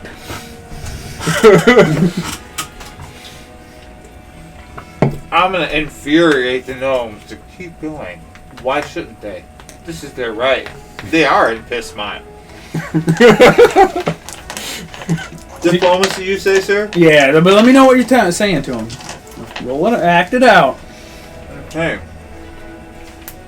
11 minus 1.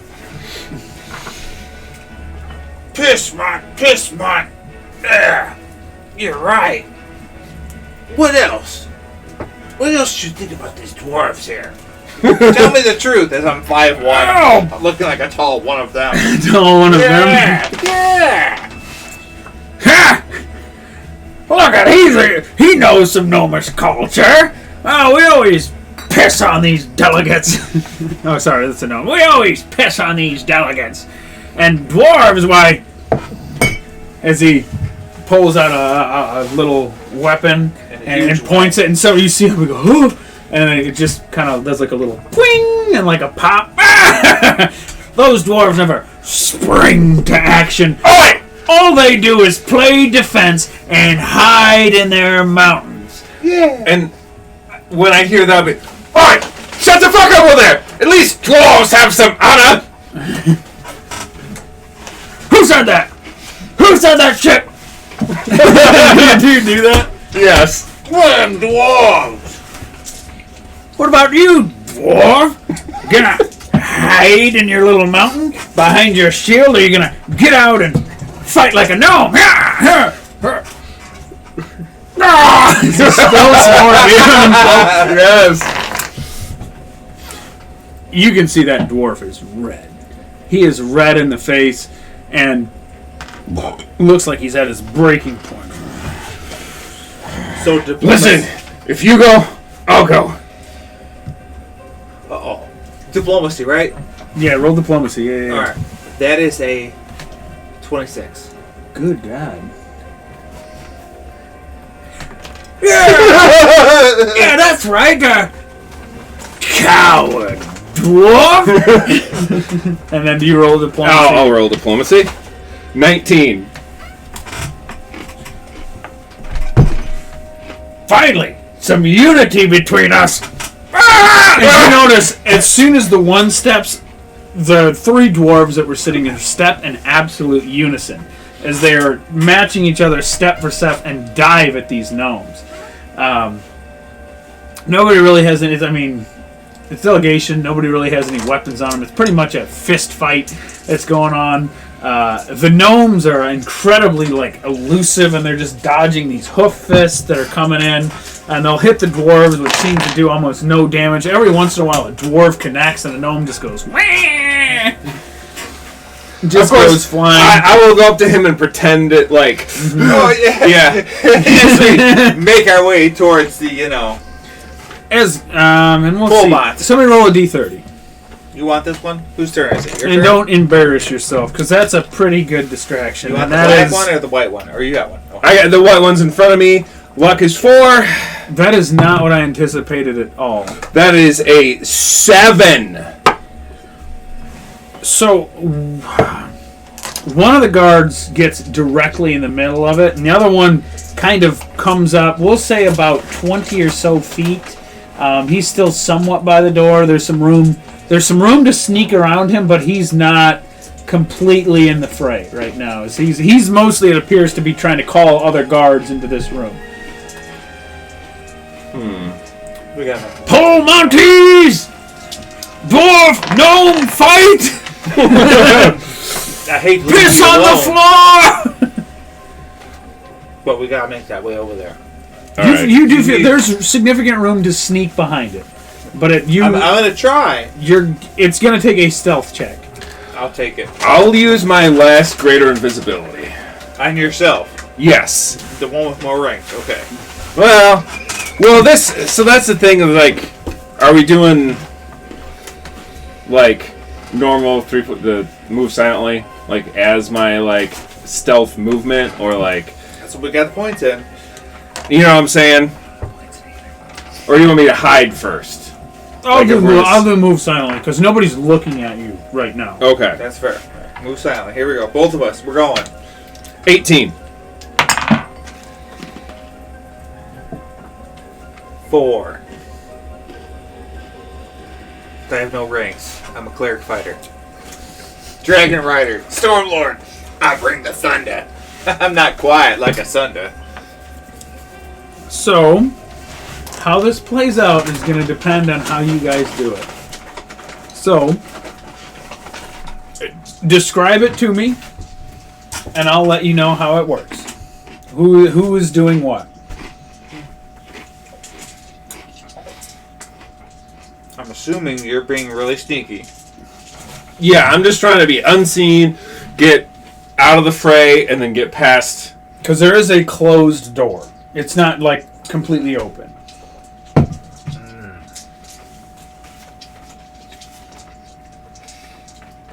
However, you have went out sturdied up a fray. I mean, the dwarves and gnomes are involved. More dwarves, more gnomes look to be going. It looks like there's some folks from other Talgrins that have maybe been caught in. I'll pretend real good, like I'm part of the gnomes, and then I'm gonna just we gotta kill Pullman. I'm gonna slowly slink away. And by slowly, I mean probably like McMahon. Oh yeah, Doing my walk. I mean I got a 4. Doing my walk and whatnot. So yeah. And you guys go in. Yeah, we're gonna to where Pullman is. Guard in. Yeah. Guard in. That's the goal. That's what I remember. Mm-hmm. I'm gonna follow my human / not really human guy. Mm-hmm. To the garden. So you're following him? I'm following him. I mean, clearly he is better hidden. So that's what I wanted to hear. With that 4, There's enough of distraction going on. I'm literally giving you like a +10 on that. I just wanted to know if you opened the door or not. If you opened the door, you were going to fuck yourself. If he opened it, which I'm assuming because you followed him. Yeah, I would try to like sidle through and go up to like the side of the door, crack it open, and then like slide through. There you go. Yeah, so you guys get through and you are now in the garden. And you can see there is just almost like statuettes that come up of these. It's kind of like a large bush formation that's there's like a stone pillar in the center that you really can't see because the bush is all the way around it. And then on top it's just various Pullmont guards, guard statues, excuse me, not actual guards. But they're large structures. They're literally like 10 feet by 10 feet, and they're littered in the courtyard. And you notice there's a couple guards, video game style, going back and forth in certain sections. And then there's a large fountain in the middle that only has 2 of these statuettes close enough to it. So the center is probably the most dubious position. Spot checks. All right. Got some rings, right? Again, I know for this that there's folks that aren't. This is an infiltration mission with people that didn't build their stats for it, so All right. I'm not trying to cuck anybody, but you know, I rolled I will 11 get for you. my spot. I will get you. Alright. We're looking at 30 altogether. Oh my god! So you were able to see there's 2 sets of guards going. So there's 2 guards per set, 4 guards total. 2 of them are going like this. So pretty much it's either when they cross, there's a little bit of a time. The other guards are literally going like Excellent. that. And with that, you notice a wire, probably about 20 feet up, almost in line with these statues. In fact, the back row of statues against the right-hand wall as you come in is fairly close to it. But it looks like it's running all the way from the far end of the garden back in and to the room behind you.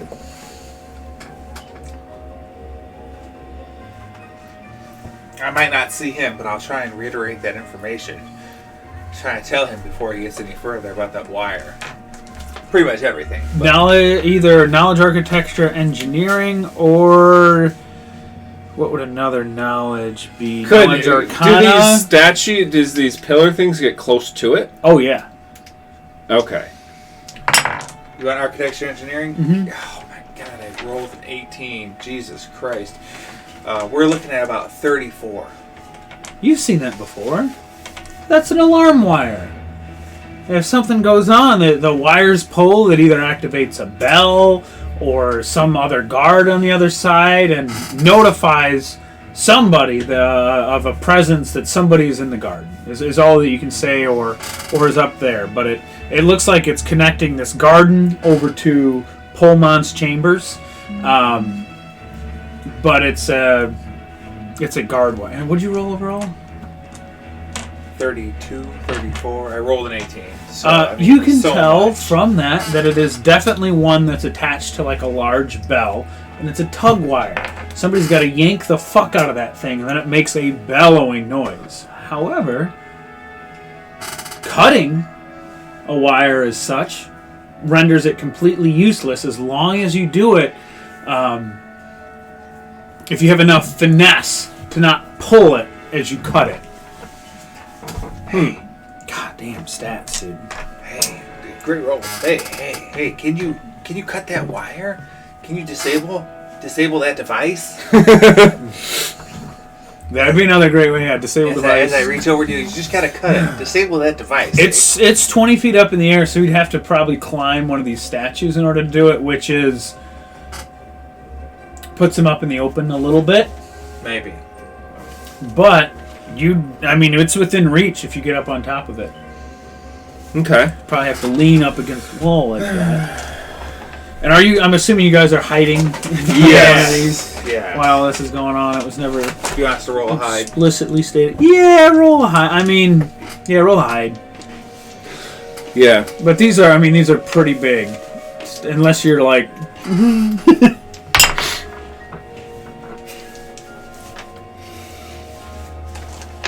Hey. It's good enough. Okay. You have total concealment right now, basically, because nobody's looking all the way through it. These guys don't have X-ray vision. Or do they? Yeah. Thank God. My low rolls. I'm not great at that stuff, but I'm okay. I mean, I can climb, but I can't. I don't think I can quite disable that device. I'd give you a hand climbing up there, though. Okay. Chalice would make me. We are with worms. Let's do it. Alright. Because my...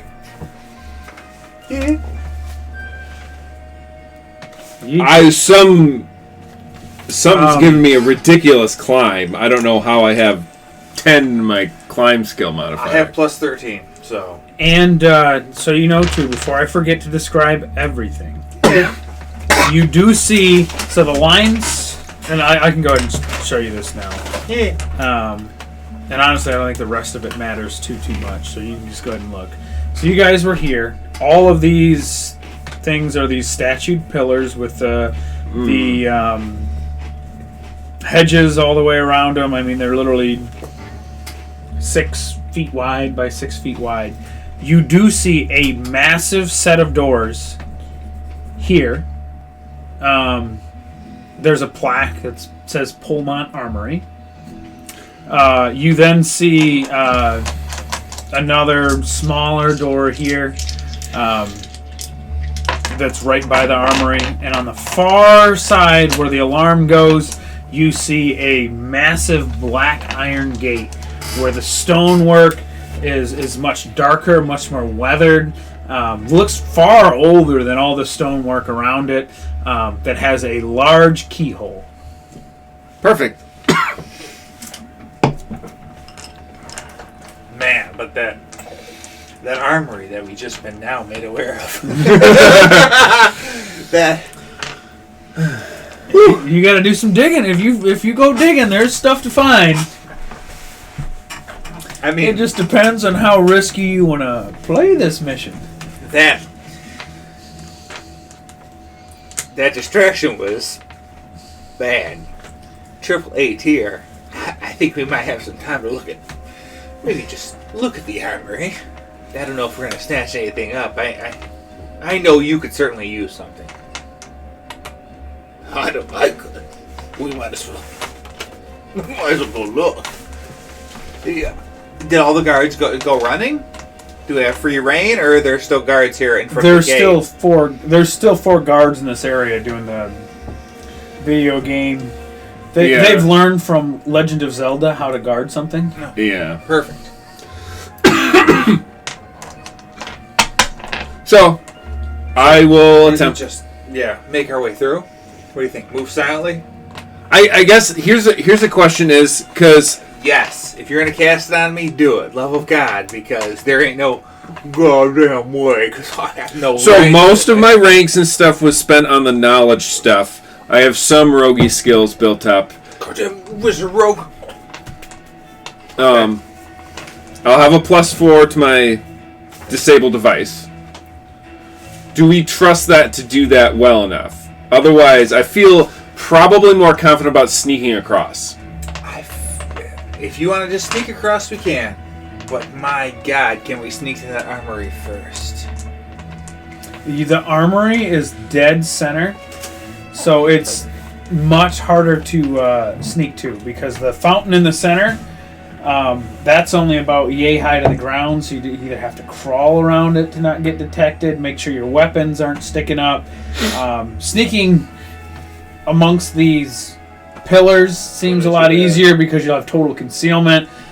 Out in the open, kind of going through this area, there is a pillar somewhat relatively close, but you'll have a solid 20-30 feet of open ground. So it is a lot riskier. What do you think? Should we try to disable device? I think whatever we do, we have to get to that riskier passage that we probably shouldn't do, but we're going to do. Do you have anything for this? Or no? I mean, I have knock. Wait till we get close. If we wait till we get close, I can cast silence, and then at least we'll be quiet as we're running, closer through. But I'm gonna go ahead and look at the radius of that and all that good stuff. So that's why, I don't want to cheat that system. Yeah, most of my stuff that's prepared is the doing fucking shit up. I don't currently have anything that would buff you. 20-foot radius emanation centered on a creature, object, a minute per level. So, a minute per level will make no sound at all, no matter the distance. So stay close to me, and a radius around me is going to be completely silent. We won't be able to speak after I cast this. We're going to that armory, right? Okay. I just not 100% sure if we'll be able to take any of this stuff with us when we come back. Maybe each of us one thing. That's the goal. Maybe more. Talos has blessed us with this opportunity. This is it. He's working through Paradosi. I can feel it. You're with me, right, brother? As I stand like just a foot taller than you, right, brother? Aye.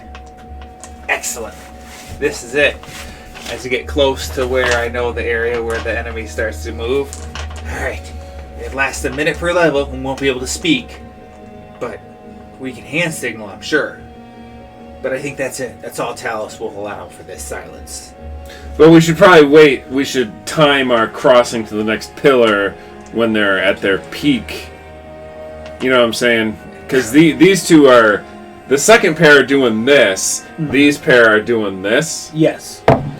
So we should probably try to cross to a pillar and hide while they're doing their little turn thing. Okay. This will last a minute per level. So we got 8 minutes. This is okay. It may not sound like much, but that's a decent amount of time. When we're in these tense 6 second each interval. Yeah. Yes. If I cast it now, it'll be better for me.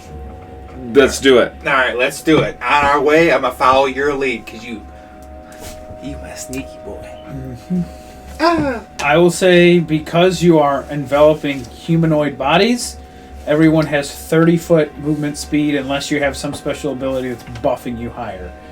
Okay. So if you are a gnome that has 20, I'll buff you to 30. That just makes sense. I'm not gonna. That's fair. I'm a human. Yeah. I'm a 5'1" human, so I truly can't have more than 30. So I start riding that dragon. Alright, let me cross off these spells here. And I'll make sure to watch them for a minute to get the perfect timing where I think they're both looking away. As you hear them going through the pull marked sticks to its traditions. Each guard in a certain rhythm. But yeah, it's fairly easy to pick up on from what you gather. If you're really focusing in, it's when they do their... You either want to go in between them right when they cross so that you go there is the highest amount of time. Yeah, basically you want to go in between these guys because if you catch them on the outside, one will see the other. Oh, okay, yeah, no, okay, yeah, whatever, yeah, for the maximum time where they're kind of facing away from each other, yeah. Yeah.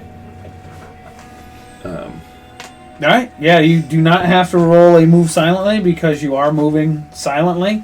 That kind of completely negates this area of the challenge.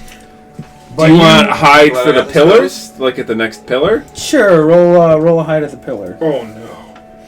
God damn you. Couldn't roll that nat 1. I did. It's a 16 though. Hey, did you roll that one? Mm-hmm. I did. Me too. So you guys book it, and you're just intent on getting over to that next pillar. You time it perfectly, and you get over to the next pillar, and you go around it, and you go... And then you notice the other set of guards. You're behind it, so that the first guards can't see you. But as the second guards turn, they go, "Those fucking Talragans?" Pull the lever! We've got people in the garden! So everybody roll initiative. Excellent. As far as you know, you can now see, since you're on this side of it, keeping that spot check from earlier, there is a lever attached to the string and wire, which was not ever disabled. That is a nat 1 for initiative. Oh my god. That's 2 in a row, baby. I know I've been rolling too good. Oh, there we go. Natural 20. Alright, so I will give you... We'll say you noticed this before they did. I will give you a surprise round. You can cast a single spell or take a single move action or standard action. If you would like, with that natural 20. Okay. How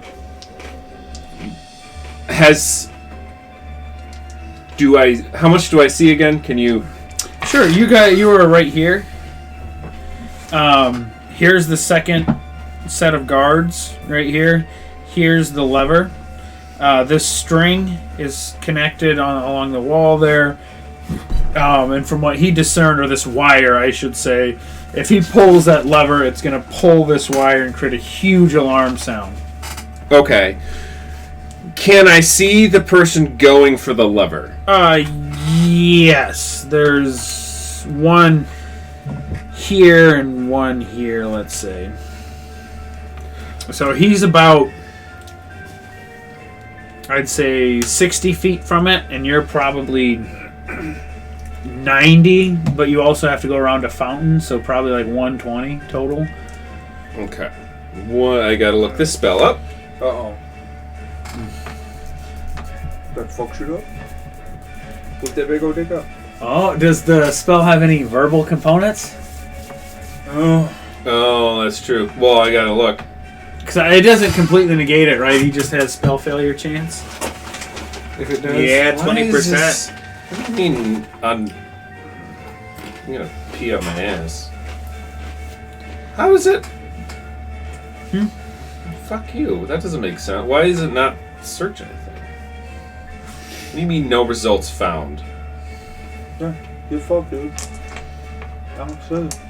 I just want to That's look what at lightning silence bolt. does. That's all I want to do. Lightning bolt? Roll. Yeah.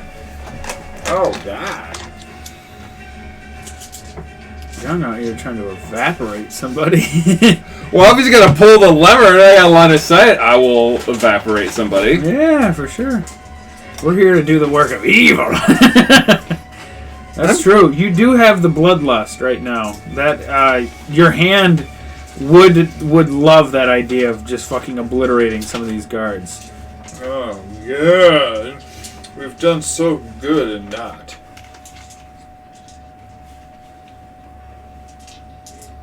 But for some reason, my compendium is not functioning. I don't know. Oh, good. I don't know why. I'll be the judge of that. I don't know why. What do you... Did I spell something wrong?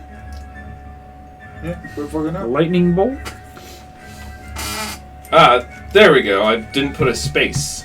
How dare you? Okay. It does have a verbal component, so you Yeah. do have 20% chance of spell failure. Yeah. 120 feet. Okay.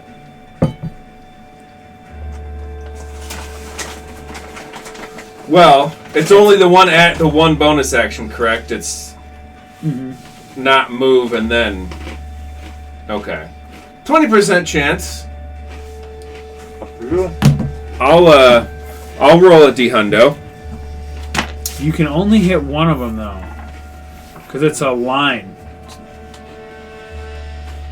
Right? It's not chain lightning, it's lightning bolt, correct?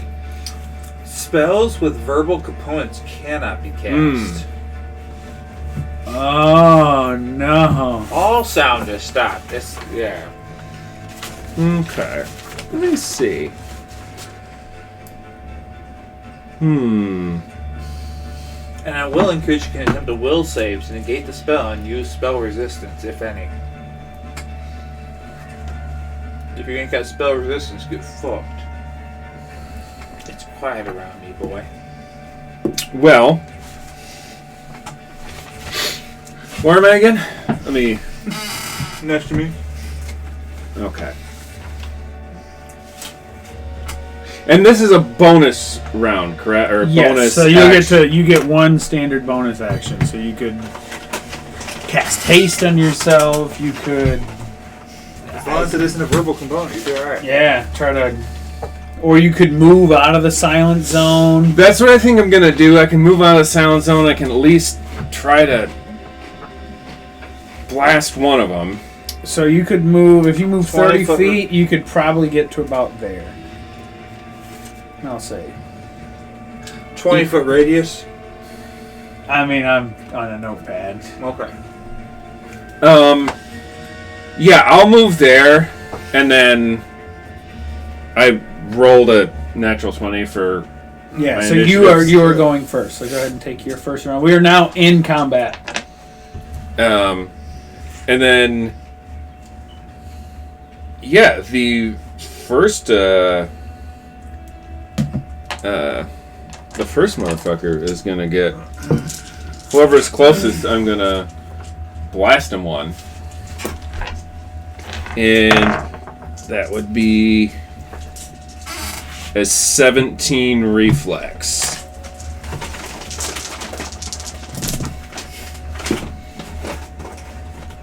Six.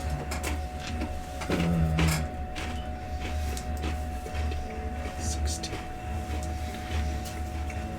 23 Yeah. damage.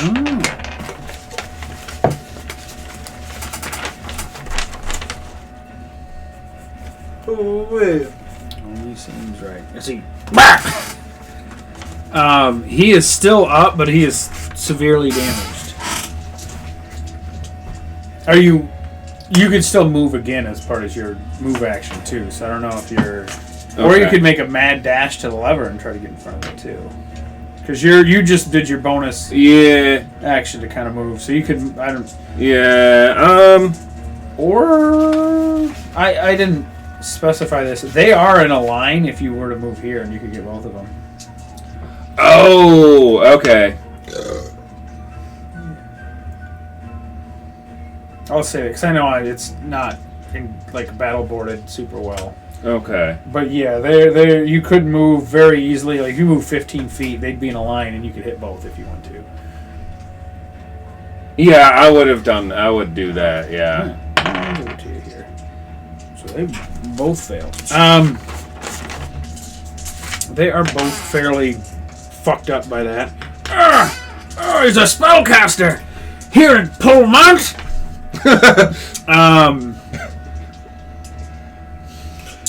This dude's just he's gonna make a mad dash for it. He gets almost to the lever on his turn and then looses an arrow your way. Does a 26 hit?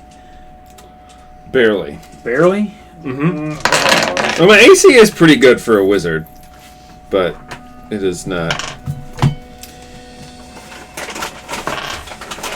And that is a total of let's see, +1, 9 damage. All right.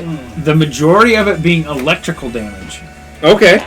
His bow seems to be enchanted. Interesting. And the other one goes, "Don't leave me behind." He gets a little bit closer, but he's farther out to the lever. The guard is within reaching distance of the lever for next action. And he's going to loose another arrow at you since you are the spellcaster. Does a 12 hit? Nar. Okay.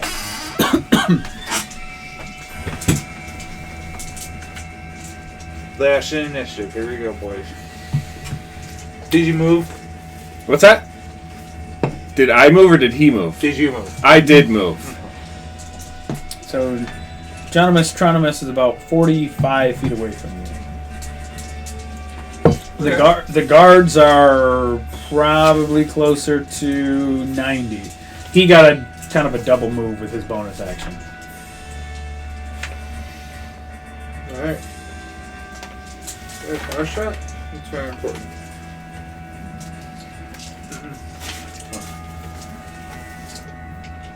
I can't do anything. They're too far away for my javelin. No point in casting spells because I'm just going to keep the silence going on. We got to keep progressing forward, right? Yeah. All right. So Idea check. I'll take it. I rolled a 2. All right. You get nothing in line. I mean, Yeah. I'll give you some time to think, but No time to think. I want to go to war. We start the fight here because we need to get to the place. I mean, they're what, like 60 feet away from you. So if you move 30, you don't have 30 throwing distance with those javelins. I have 30. Yeah, I mean, they're about 60 feet. So. Okay, as long as they're not 90. Oh, is that what I said earlier? Yes. No, they're about 30. Excuse me. So did he hit both of them, or did he He hit hit any both of them. All right, so I'm gonna go forward. Go forward 30. Pull my javelin where it's at. I'm gonna go ahead. Whichever one seems to took the most dickens there, I'm gonna go ahead and blast it. Mm-hmm. We're going to war now. You've already set the stage. I'm chaotic neutral, so. Hey, me too. There we go. I swing. I only get one attack though. Man. That is a 27. Yeah, To that hit. hits. Okay. I wish I had improved critical. Ain't that bad. Alright. So that's going to be 1d6 damage. It's javelin, and then 1d6 shock. Do I need to separate the dice? No. Alright. So that is a 8 damage physical, and then 4 damage electrical. As it's returning, so it comes back to me. Does it have +1 or anything? It does. It is a +1 javelin. Does it? Did you add that up or? I did not, so that is 9 normal damage. Gotcha. Thank God, as he stumbles and goes. Yes. He literally had 13 life left. Ah, So I mean, you not get that +1, he would have been left with 1. Damn. Nice. Decent. That's my turn. So yeah, you see him just drop as he hits. He's actually probably just unconscious, still kind of bleeding, with a javelin that was stuck in him go. Zoop. That's actually what the +1 is. It's when it comes back out that it deals the 1 damage. Okay. Can I see the last one? Am I in sight of it? Actually, no. From where you moved, Nick would be, but you would have had to move down here. And this last dude is like here, so you are not within sight of him. If You'd I have to move here, will I be within Nick's cone of silence? No. Okay. I'll move there to do a lightning bolt on the last guy. Okay. Yeah. 10, You better roll high. 15, 20, 24, 26 damage. Oh, damn. Yeah, that's enough to kill him. As he gets incinerated. There's just some little smoking boots left as he... Oh, man. Yes. We shall get what we deserve. And then finish the mission. Yeah, we continue on. Because we're going to their defensive artifacts, right? The armory? Or... The armory, yeah. Yeah. We're I'll going. I'll take a peek. I don't want to mess with too many more guards, but if Just 1 or 2 items. That's it. So There might you be just go up to different the armory doors there? Yeah. Open them up? Is it locked? It is. Does it have a big keyhole? No.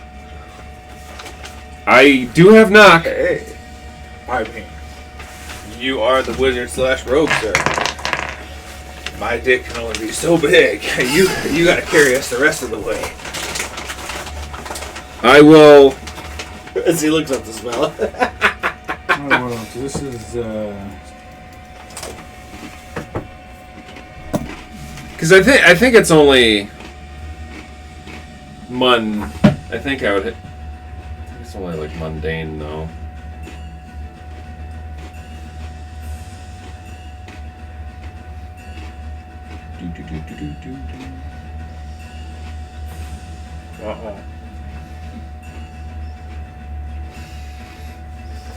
Or arcane locked doors, it does. As well as arcane. Wow. As it opens secret doors as well. Or trick opening boxes. Yeah. Stuck, barred, locked, held, or arcane locked doors. Open secret doors, as well as lock or trick opening boxes. It also loosens wells, shackles, or chains. The man had it prepared. I was going to say, this is an arcane door lock. If used to open an arcane locked door, the spell does not remove the arcane lock, but simply suspends its functioning for 10 minutes. In all other cases, a door does not relock itself or become stuck on its own again. It does not raise bar gates or similar. How you cast knock, sir? I need to see you whip this big old dick out. And I headbutt the door gently. So, I'm going to have this described to me personally. Are you, like, up there helping him, or... I have to be at least 5 foot away from just watching from where cars with my javelin. Well... Because we just fried the last of them, right? Yeah. Well, you'd have to be far in... You tell me. Do I have to be close to you? If not, I'll be 10 feet away from you. It does have a verbal component, so you would still have to be... Oh, so I have to stand still. You'd have to stand back, yeah. I'd start getting close, and he'd be like... Okay. I'll back away my 20 feet silent ass off. Or... The other way you could do it too, not to his range, so you could have him up by the door and you back. Oh, that's true. That might be better. But that's what I wanted to hear. If you were right next to each other, I was like, nothing happens. I just wanted to make sure. I'm keeping community here. That's a good point, though. You are probably better up close if someone's right on the other side of the door. Correct?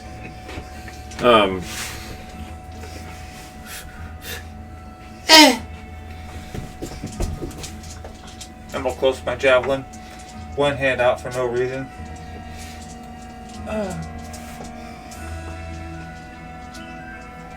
You cast it? Yeah. You notice the doors don't open, but you hear In my silence. Oh yeah, you don't hear anything. No one hears anything. Yeah, you don't hear anything. As the door just kind of stands.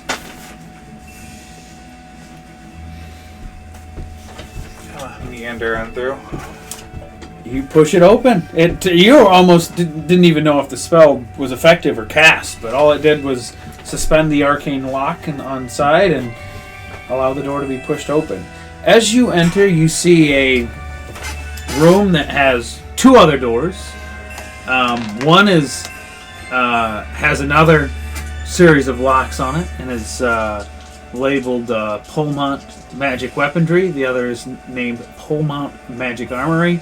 And in front of you are all masterwork armors of various sorts, masterwork weapons of various sorts, and a sigil from each of the 4 houses.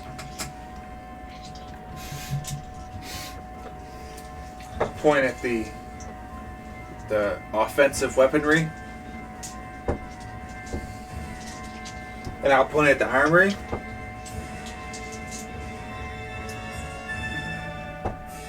Probably weapons. I see his excitement more towards the weapons. I'll be like... Because you said both of those were arcane or locked as well, correct? And Dwarven Triumph. I stand close to it.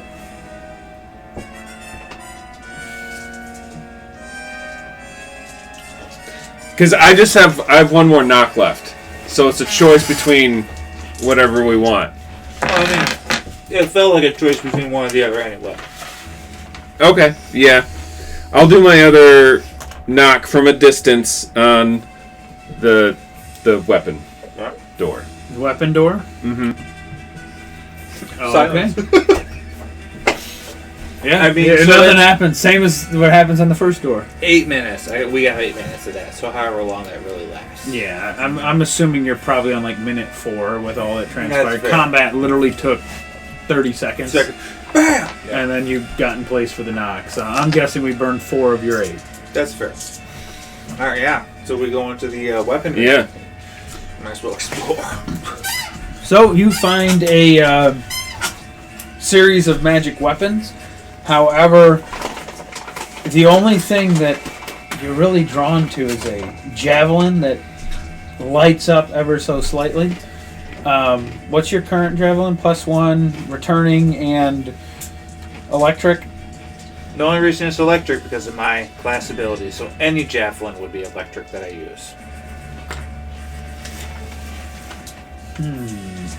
So for this one, I'm going to go ahead and say give yourself a +2. That's sexy. And then go ahead and do it of blasting? Lightning blasting. So when used with your ability, instead of just your standard D6, if you crit with it, you do a D10. Or I think it's, 2D10 for the extra damage? Is that what? It depends on time. It is ×2, so yeah, 2d10. Yeah, so 2D10 instead of 1D6 if you crit with it. Nice. For you, sir, what are you wielding? A rapier. Wielding a... And I have a light crossbow. So, I don't know. Both could be good. The one that you have is...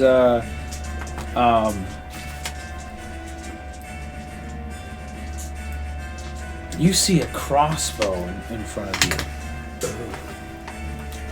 It is a +1 crossbow. Okay. However, you notice the bolts in it grow extremely bright. And there's one that's always stocked in it, and one on either side. 3 times a day, you can infuse a spell into your crossbow bolt. So you can make a crossbow attack as well as a... 3 times per day? 3 times per day. Healing. Yeah, you'd take the crossbow bolt damage, but you'd also take the healing too. And then that's pretty much it. The rest of the stuff, I'm just gonna say it's not gonna be allowed to come back with you. That's fair.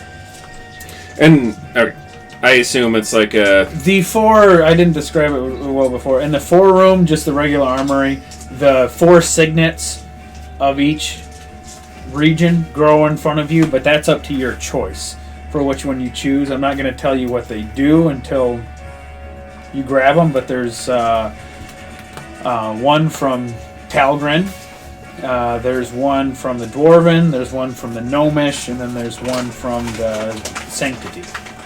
Guess I gotta take the gnome one. You take the Gnome one? Sanctity. Let's do it a little bit different. Okay, I will say... Alright. Okay, gotcha. So for the Gnomish one... Gnome. Let's see, it's got to do with a little bit of trickery. Arcane Signet. Arcane Signet. Can add 1 spell slot of any color. Oh, huge penis. I'm gonna say your rapier can be used like a gnomish quick dagger once a day, which is to say that you can cast a spell and make a melee attack with it once per turn. Once a day per Once turn. a day. Nice. Okay. And then for you, your signet is just worn. Once per week, you can give you and your allies a glorious blessing. which gives them 2d8 temporary hit points, +2 to AC and saves.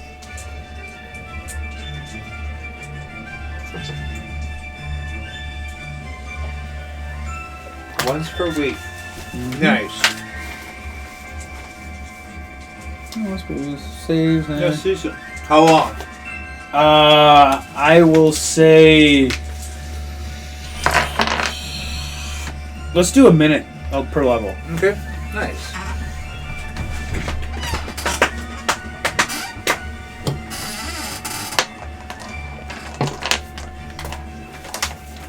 A little bit of strategy in there. Yeah. I'll use it. Yeah. And that's basically it. There's the other armory door, which of course is still locked. Yeah. Ah.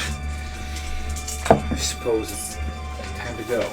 Time to go ahead and destroy Polmont after we've go ahead and ravage his legacy, whatever he had here. I mean, unless you could. The other thing Can you you notice open too the is there's door? a bunch of golden cloaks hung up in here. It's better not. I'm gonna go. That's more for lore reasons and shit that was missed in the museum. Plot backstory. Yes. Do you want to try and open the other door, or maybe we should not tempt our fate? Maybe this is the blessing that Talos decided to give us, small measly worms. Let's continue on. As I read your lips, That's true. Yeah. I somehow get all that. He's talking about Talos again. That some bitch. Let's keep going. Yeah. So, Yeah. Continue on. Continue Yeah. on. We're gonna have to go to Polmont. It's So time, you right? approach this jet black pure iron gate, and you see a large slot for a large key. whip out that key. Whip that big old key out, Doesn't sir. fit. I'm just no. It Does it feel better when I touch it? Because I'll let him touch it just to feel how good it feels.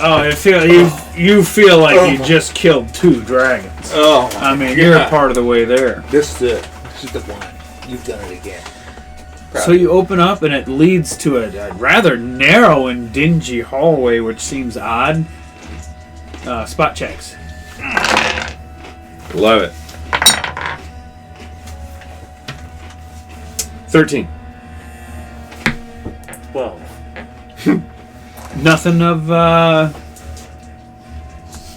notice. I will move silently as I move down this corridor, though. All right, it's about 20 feet long, pretty narrow. You kind of actually got to shimmy to get through it, and there's just a standard wooden door at the end of it. Is my silence done now? Oh, that's right. I will I say don't it have probably. We'll say after all this stuff, then yeah, it wears out just as you open the door. I'll be as silent as I can be. Yeah, let me go ahead and move silently. I rolled a 22 for my move silently. If we kept them rolls, that's a go ahead. That's or was that another roll? Oh yeah, go ahead and roll a move something.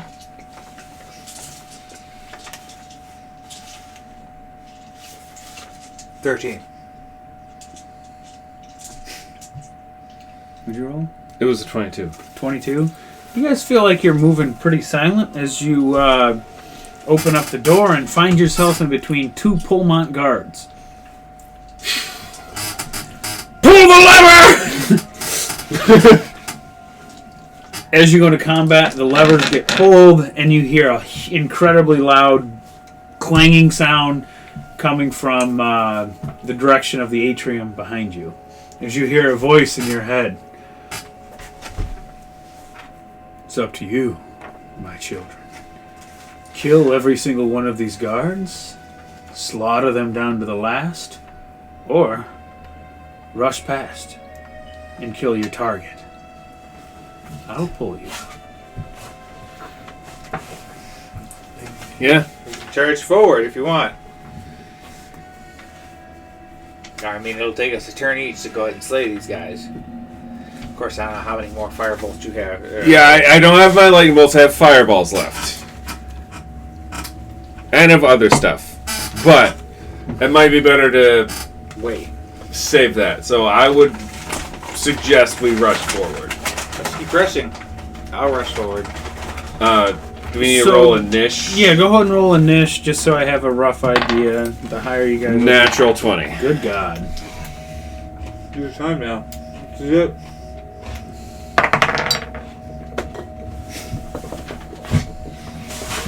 That is a solid 6. A 6? That's cool, man. They got a 3 and a 4.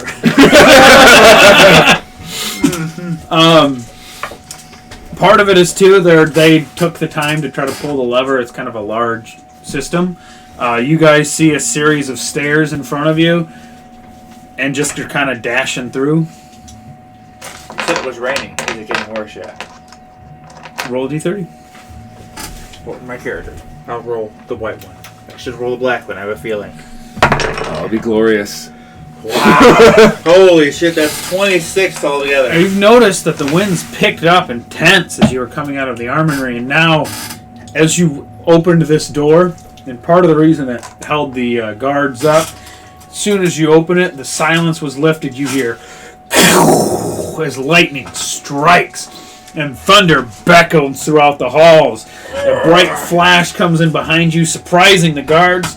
As the lever's pulled, and between the next lightning flash, you guys are already on the stairs as a storm is raging, much as you are up the stairs into the master's chambers. As you notice, this area now, unlike the last little hallway there, is decked out in full pull mount regalia and looks incredibly, incredibly lavish. Decent. We're going to have to look around. And I just want you to know, because I'm a 3rd level storm lord, any storms, the wind doesn't affect me. The rain doesn't hit me.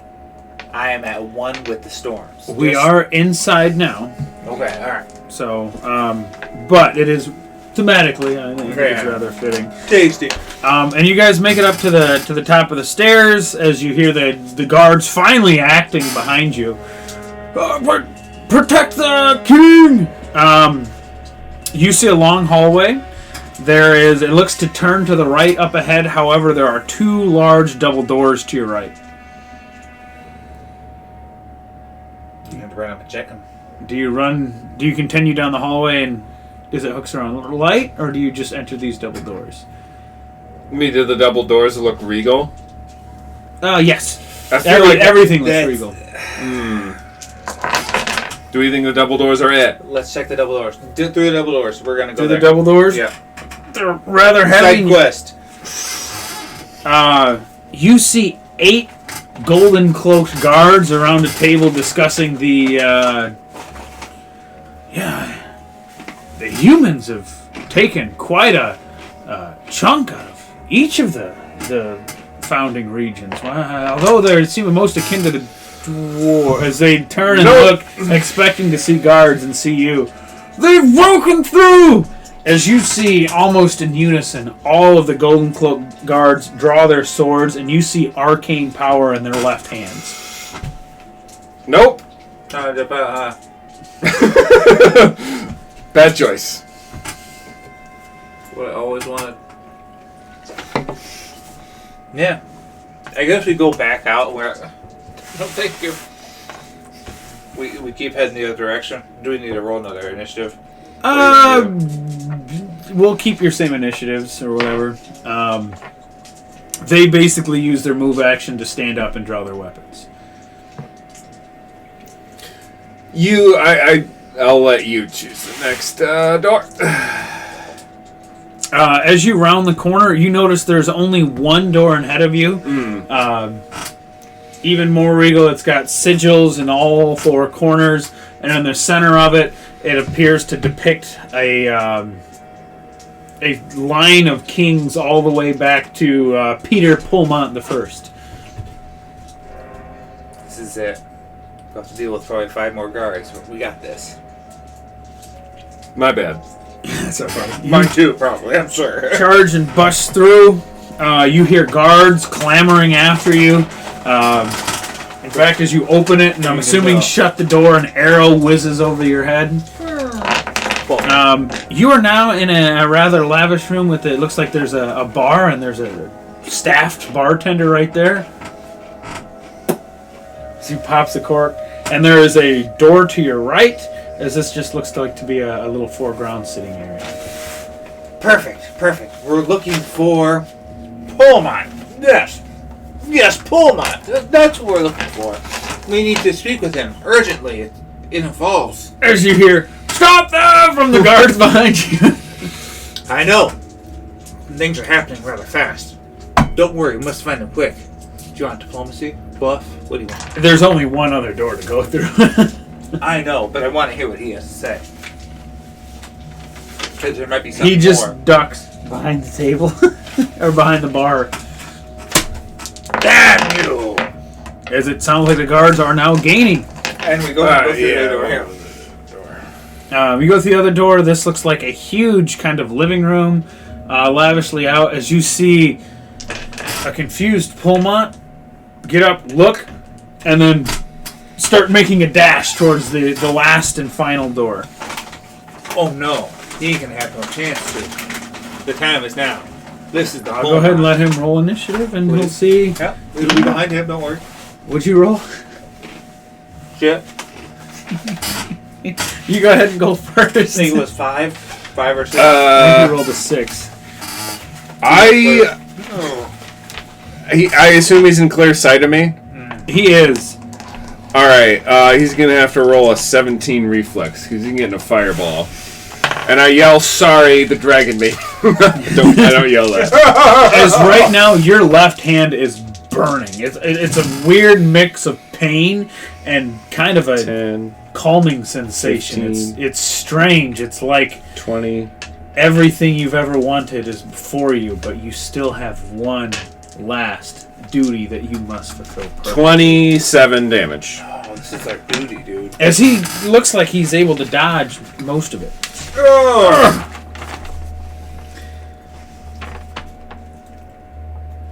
Please stop! I'll give you everything. I have to! As it is now your turn. Alright. You fool! The nations will forever be at war! Good. Alright, so I'm gonna go ahead and start casting my magics. And I'm gonna go ahead and summon a Hound Archon. And he's going towards the door, right? Yes. There's just a small, standard wooden door. Perfect. Lavish, but standard. There. So I go ahead and summon a Hound Archon in front of the door. So this way he can't run through the door. Mm-hmm. And I'm going to have the Hound Archon go ahead and do total defense at the door. Because it's his turn, right turn after mine. So now, if he... So, just so you know, let me know when he gets within, I believe, 30 feet? Yeah, because he has an Aura of Menace. So whenever he gets into about 30 feet range... This whole room is like 20 feet by 30 feet. Excellent. Alright. So basically, if that guy attacks, you need to put up 2 blockers. Right. That man's a menace. He's Well, right. that cuffs So- that. He has an Aura of Menace. He's so gonna if have a badass suit of armor in his bedroom. Yeah. So that Aura of Menace, it's a righteous aura that surrounds with him within 20 feet. So they have succeed on a will save. Give me that will save, though. What does he have to beat? He has to be an 18. He does. Oh, yeah. But never mind. The one high roll I've had tonight. He deserves it. I've had 2 natural ones. You also had 2 nat 20s on That's initiative. So he That looks was key. like a goddamn dog. He's the Hound Archon right here. And he's wielding a great sword and he's waiting in a defensive stance against this cuck to go to the only escaping door. He is going to attempt to do a bull rush Okay. on him. I don't know what he's got to beat. Because he's trying desperately to get in that room. Look. He's unarmed, unarmored. He's sitting in his chambers. You guys had done very good up until not disabling the alarm. Yeah. Alright, so... yeah, so that altogether is going to be a 15 against any sort of like grapple or whatnot.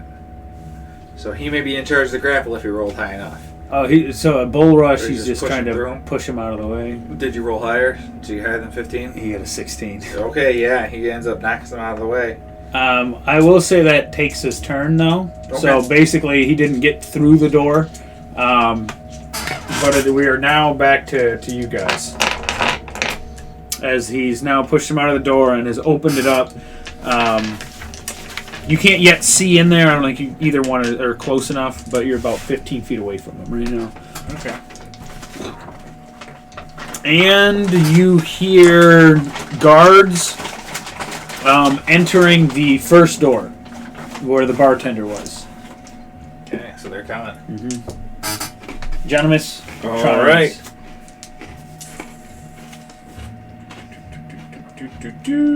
Oh. There's a chance, man. Fuck him up. All right. Oh, let me look at what is. Let me see it. Don't You know, it's remember. like I rolled 13. I was like, yeah, +3 strength sounds good for this bull rush. Sounds fair. Good roll. Decent roll. There we go. Yeah. Okay. What? What are you doing? Give it. Oh, why? That's the. Okay, that's funny. Yeah. Shoot.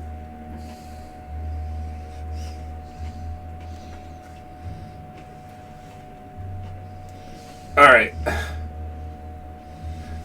Nick, do you want me to go goofy or just go standard? Goofy as fuck, dude. This is it. All right. This is the W. I'm gonna for cast life. Enervation on the king. Oh, God. So I'll roll a ranged touch attack, and if it hits him, he gains 1d4 negative levels. That's OP. Does that sound goofy enough? Oh, God. Just gotta hit him. Easy. 1. That is an unnatural 20. with Oh! touch. Oh, he dodges that. This is child's play for the king. You know how kings see a lot of battles. That's true. It hits him dead in the chest. Alright, he gains 4 negative levels. Each negative level gives a creature -1 penalty on attack, rolls, saving throws, skill checks, ability checks, and effective level for determining the power, duration, DC, and other details of spells or special ability. Additionally, a spellcaster loses 1 spell or spell slot from his or her highest level available. Negative level stack, assuming the subject They stack so you can keep casting. survives. that It bastard. regains lost levels after a number of rounds equal to your caster level. Does this guy automatically die? That's 4 negative levels. God damn. I'm going to go ahead and say what is it, probably He's the king. it's the average. You don't roll 1 on that. 16. He looks shriveled and... I mean, he's still up and moving about, but that definitely slowed his ass down. And you see body mass literally like shrink from him, as I am also basically taking away what I think his hit points per level would be. And it is now your turn and your Archon's turn. That should weaken him enough to do some damage. Oh yeah, his AC, his saves, all that shit's down. By 4. Oh, don't forget you guys had your cool ass weapons too. Oh, that's true. Give me 1 second. I'm gonna go ahead and do what is it? Phantasmal touch. I have this ready. You're gonna have him save or die. Have this ready for a reason. Here we go. I didn't get too cocky. I'm gonna go ahead and do Dread Blast. I'm gonna go ahead and you pooey. Talos. Yeah! And so this is going to be a ranged touch attack. Excellent. So you know it's rough. Yeah. This is medium, so it's 100 feet plus, 10 feet per level. So I hope he's within range. Barely. And that is a solid 16 to his touch AC. Which is now 4 levels, or 4 lower, so that's gonna hit. Barely hits. Excellent. That's what I Yeah. like to hear. Yep. And that does 3d8 points of damage plus 1 point per caster level. And this is pure negative energy. Just so you know. Oh, God. So 6 plus 4, 10. Plus 7. So 17 plus 8. So what? 25? Yeah. 25 points of negative energy damage. And that was just my attack. Does my Archon get an attack or no? As that hits, That's what I he drops to the ground, and you hear the guards pouring in around you as the same wispy smoke starts to envelop your vision again. As you do notice him barely breathing, neither one of you can control yourselves as you slowly walk up, despite hearing the guards come in and wrap around you. As you feel that same pressure that you did once again well up inside you, as somehow you don't know how you do it, but it feels almost delightful as you feel your jaw drop, gape, your mouth elongate, maybe teeth start sprouting, and just a virulent, no, that's not the word, a violent discharge of electrical Virulent. there you go, discharge of an electrical line energy seems to blow out of both of your mouths if you've never had such as a breath weapon before. As you feel your consciousnness almost shift back into a third person, and you see this wispy outline of a blue dragon skull envelop both of you as it's ripping flesh and bone and everything from the ground, completely disintegrating every shred of the king as you're slowly still being pulled out of that consciousness, and guards start impaling each of your bodies from sides to sides as they bust in. Spells are cast as you slowly go out, but the last dying image and the only thing you're able to see as you focus out is the last bone fragments of the Polmont King, last of his line, disintegrate into dust, leaving no opportunity for any resurrection. As you feel the curse, the blight that has infected the entire left part of your hand shrink, pulse, and for once stop aching. As you wake back up aboard your ship, having what you both seem to think is a strange and horrid dream. You grasp at the places where your body was pierced. You reach, you see your hand looks normal as it does as you've just slain a dragon. Your burden and shoulders feel light. But the signets that you wear are both there. Yours of the sanctity and yours of the gnomish autosphere.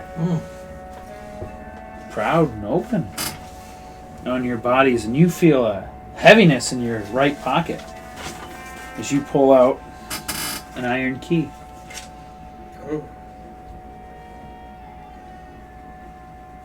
Burden. Does the key, do I still feel anything from any magic or anything from the key? Just a token or relic as you feel strange, and as you drift back into sleep, the last thing you think you hear before the peaceful unconsciousness of sleep overtakes you is maybe a little bit of draconic laughter in the background. As maybe you had some small part to play in the current state of political affairs today. Seems like he could have just done that himself. That sounds like -4 on what we have to get. That does sound like -4. It does, but man, he would really put himself in an awful position if it was him that went through and assassinated everybody. Yeah, it is true. I'm glad we didn't at least have to use our bodies. That's true. I'm glad I didn't have to pull out my most powerful spells. I'm glad I just gave a little taste out. So that was really good. I didn't build solutions into this really at all. I just figured I'd let you guys devise your own, which is why I was really trying to get you guys to interact. I figured I'd put little carrots and nuggets and stuff in there. There was a key for every door hidden somewhere throughout the map. There were a little bit of clues to each of the regions hidden in some spots and things too. But I figured I'd let you guys run it with risk-reward scenarios and see what you came up with. But just about every distraction, it was really hard to... They were so good. It was hard to find any qualms I with. liked the gnome dwarf bar fight. That was pretty great. That was good. That honestly was just the whole gnome thing. I don't know. I just wanted to put some goofy shit. That was pretty honestly goofy. to make you guys laugh, and then you took that shit and ran with it, and I was like, all right, man, like... It's too good. Yeah, it's too good. I didn't really think of it. I don't know why I didn't think of a bar fight. I thought you guys were like gonna, I don't know, like light a tapestry on fire in one corner, something weird like that. But getting somebody else to be a distraction for you, that's pretty good. That was the best attraction. That was a good job. Mm-hmm. And then as soon as you mentioned you could call hail, I was like, oh, that'd be cool if you broke the glass above it. And then you're like, oh, I'm gonna shatter the entire roof. I was like, oh god. That was decent. It should have disabled the thing, but I was too scared of screwing that up. Fail on that. Because I was feeling confident of getting by the guards. I did want to make you guys pay for that one. That was the one misstep where I was like, he rolled that high and he got to because it was I was like, I'll give him a 20 spot check to spot the wire and then let them kind of infer and do. And you were 27 or some. I think it was actually 30 something on your architecture engineering. Yeah. I knew you would probably have it, but I wanted to, have a fun lore-based mission, and I didn't want to cuck you too hard on stealth because, it's not like stealth is an intrinsic part of this campaign that you guys are building in. So I figured I'd make it, as long as you guys came up with a good idea that was sound, I was gonna let you get away with some shit. This was a fun lore-based session. I was glad to use some of my roguey stuff though too. That's true. You haven't used that in a while. Mm-hmm. Yeah, that was very rogue heavy. So I'll say for experience points, I'll keep her light. We'll say Oh yeah, we don't need to. 400 experience, one for each faction, and you guys will go ahead and keep those buffs from the little signet that you're getting, and then the weapon upgrade that you got too. We'll consider that reward enough for a cool little... What's your XP over there? 33,400. That sounds right. Because we are at 30. That was pretty good. That was good. That was excellent. These? Decent. Any last words you want to say before we cut off the stream? Hopefully the water temple goes as swimmingly. But, yeah, man, thanks for going along. I'm going to try to get this air part chugging along now that I'm less busy and Johnny Boy's a little bit less busy and the winter storms keeps us from not traveling.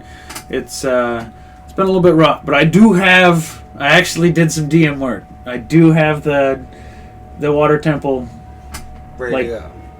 Really? I have the last little bit to kind of do. But I did work on it. I got more done than I did got last time.